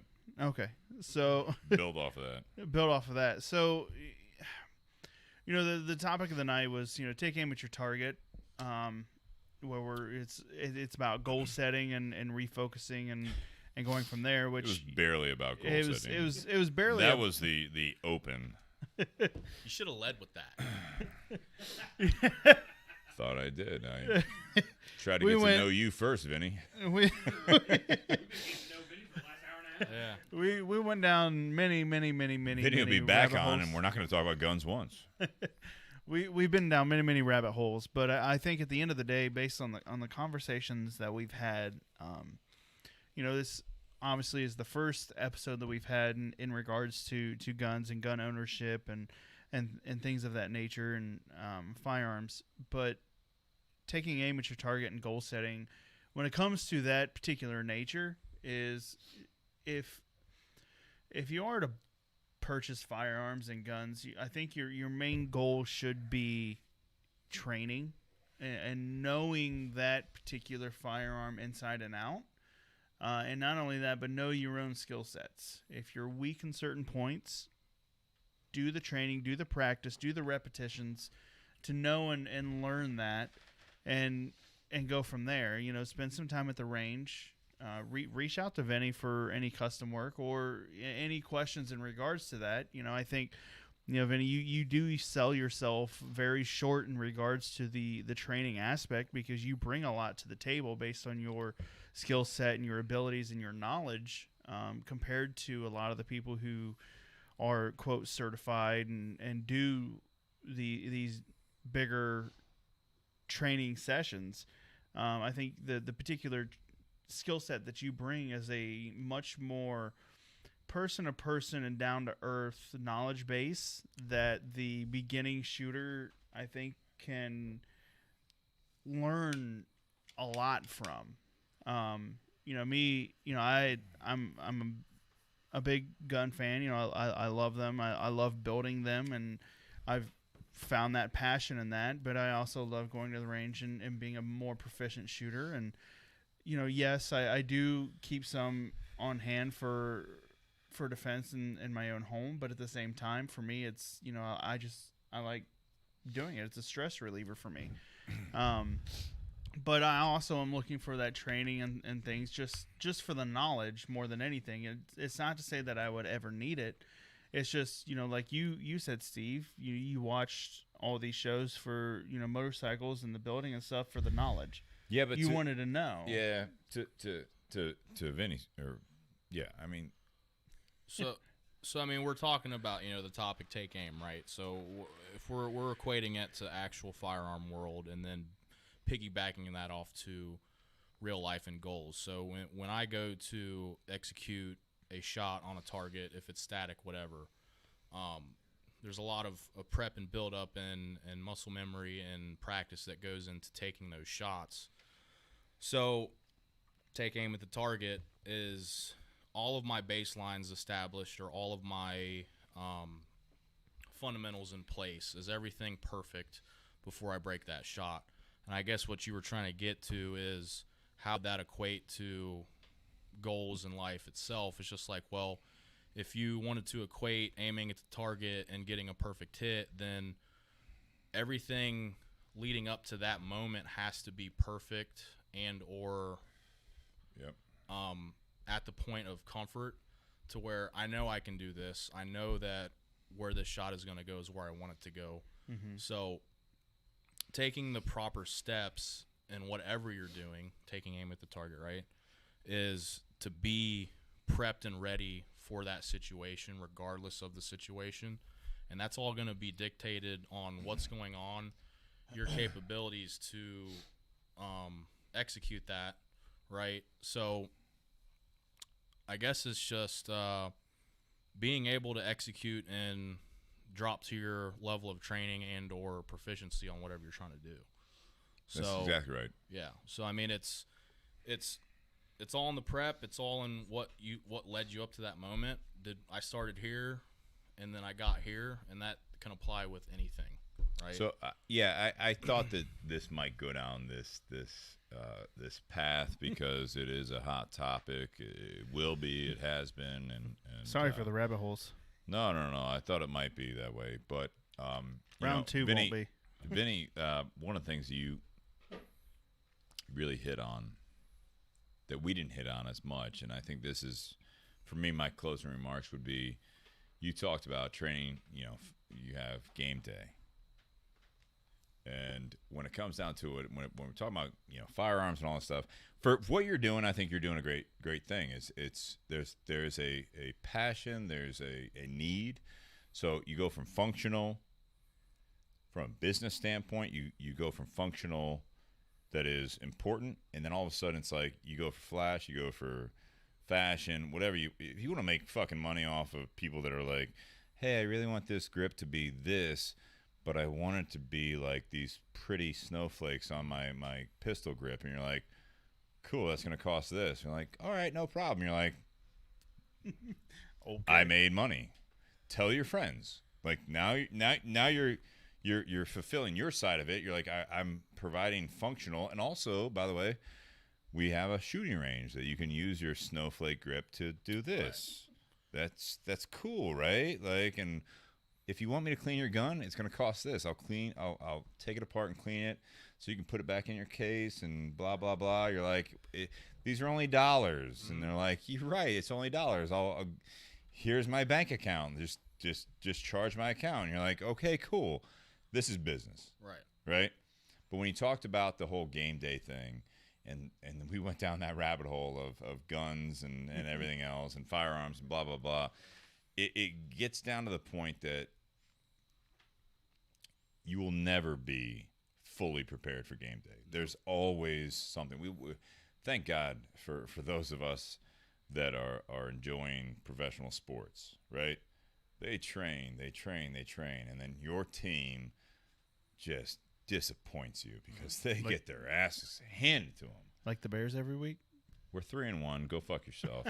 My point is that you do this for so long. Game day is different. And I think that guns are equated to game day a lot for very, very justifiable reasons. But if you look at sport and all that stuff, is that you realize that you can train. But sometimes you were talking about, like, it's not the perfect scenario. The wind's different. There's more people than you're prepared for to defend or whatever it might be. And that goes into business. It goes into everything else, is that you can have the well-calculated, and in your mind, it's perfectly calculated scenario that you are prepared for any scenario. You're fucked. Right. You got to be able to adapt. Right. And I think that having you on, for me, is if I had to do anything different, it would be go back to the business side, because I think there's so much more to talk about with you. Yeah. And in the next 10 years, I think there'd be so much more to talk to you about, is that you're part of a specialized industry that you will do very well at. And you see, it's kind of one of them things, too. It's a very loaded question. It may seem simple, but even right now, dude, it's just day to day. Living the day, because you never know if you're going to wake up tomorrow. So it's like, I don't try to focus on 10 years ahead, because if you worry about either the past or the future, you can't live in the present and do the best you can that day. Well, with that being said, I will say this, is that I think that you need to train All right, let's go full blown fucking metaphor on this. Is that you need to train for your close up targets, which is next year, Yep. right? From business and everything else, right? And then also you need to train that sniper that I'm saying I'm not going to listen to. That's going to set up a tripod on my fucking roof. I need to take a couple lessons from him because in 10 years, that's what he's looking at. Right.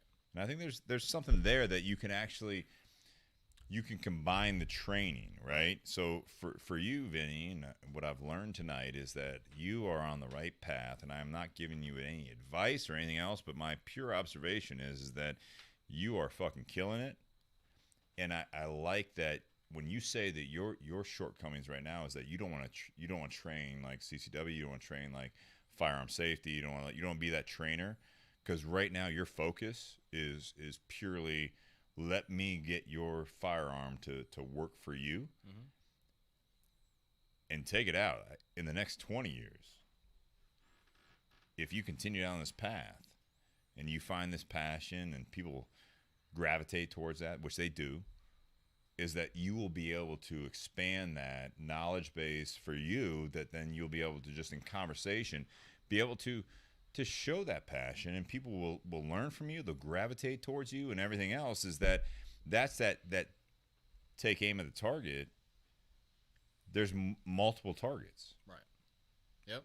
And that's what I've learned from you tonight is that there's multiple targets. Is that maybe sometimes, like when you're saying this, I don't want to be a trainer, I don't want to do this.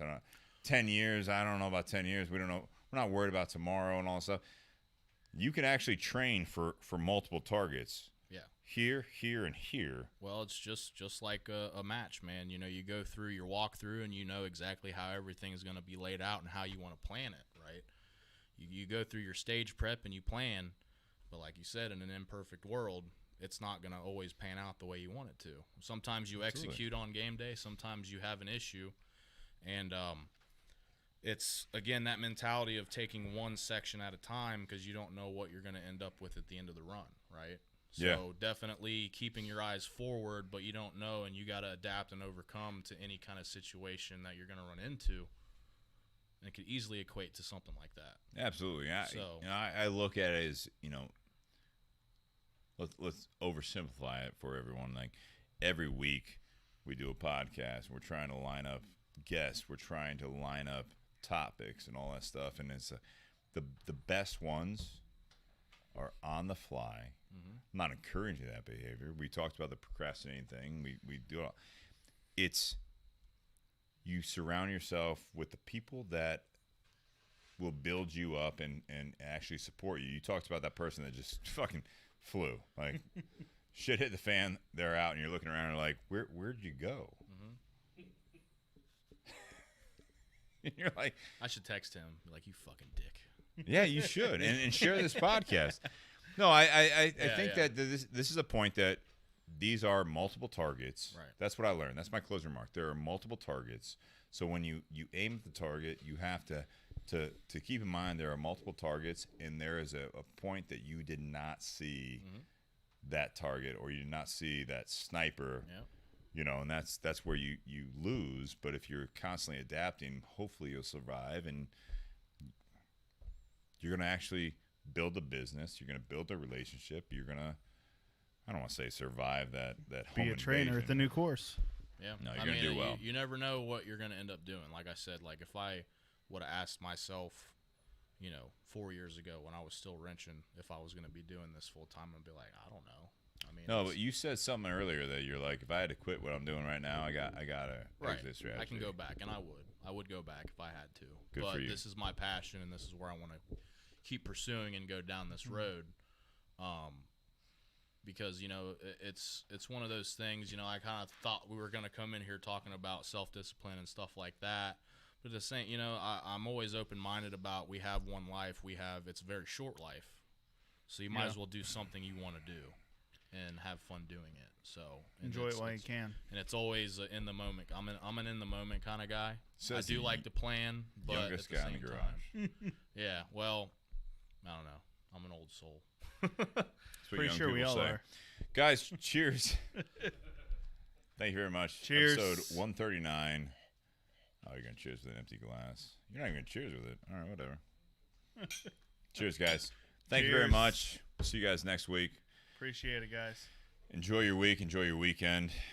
And please aim on multiple targets. Target transition.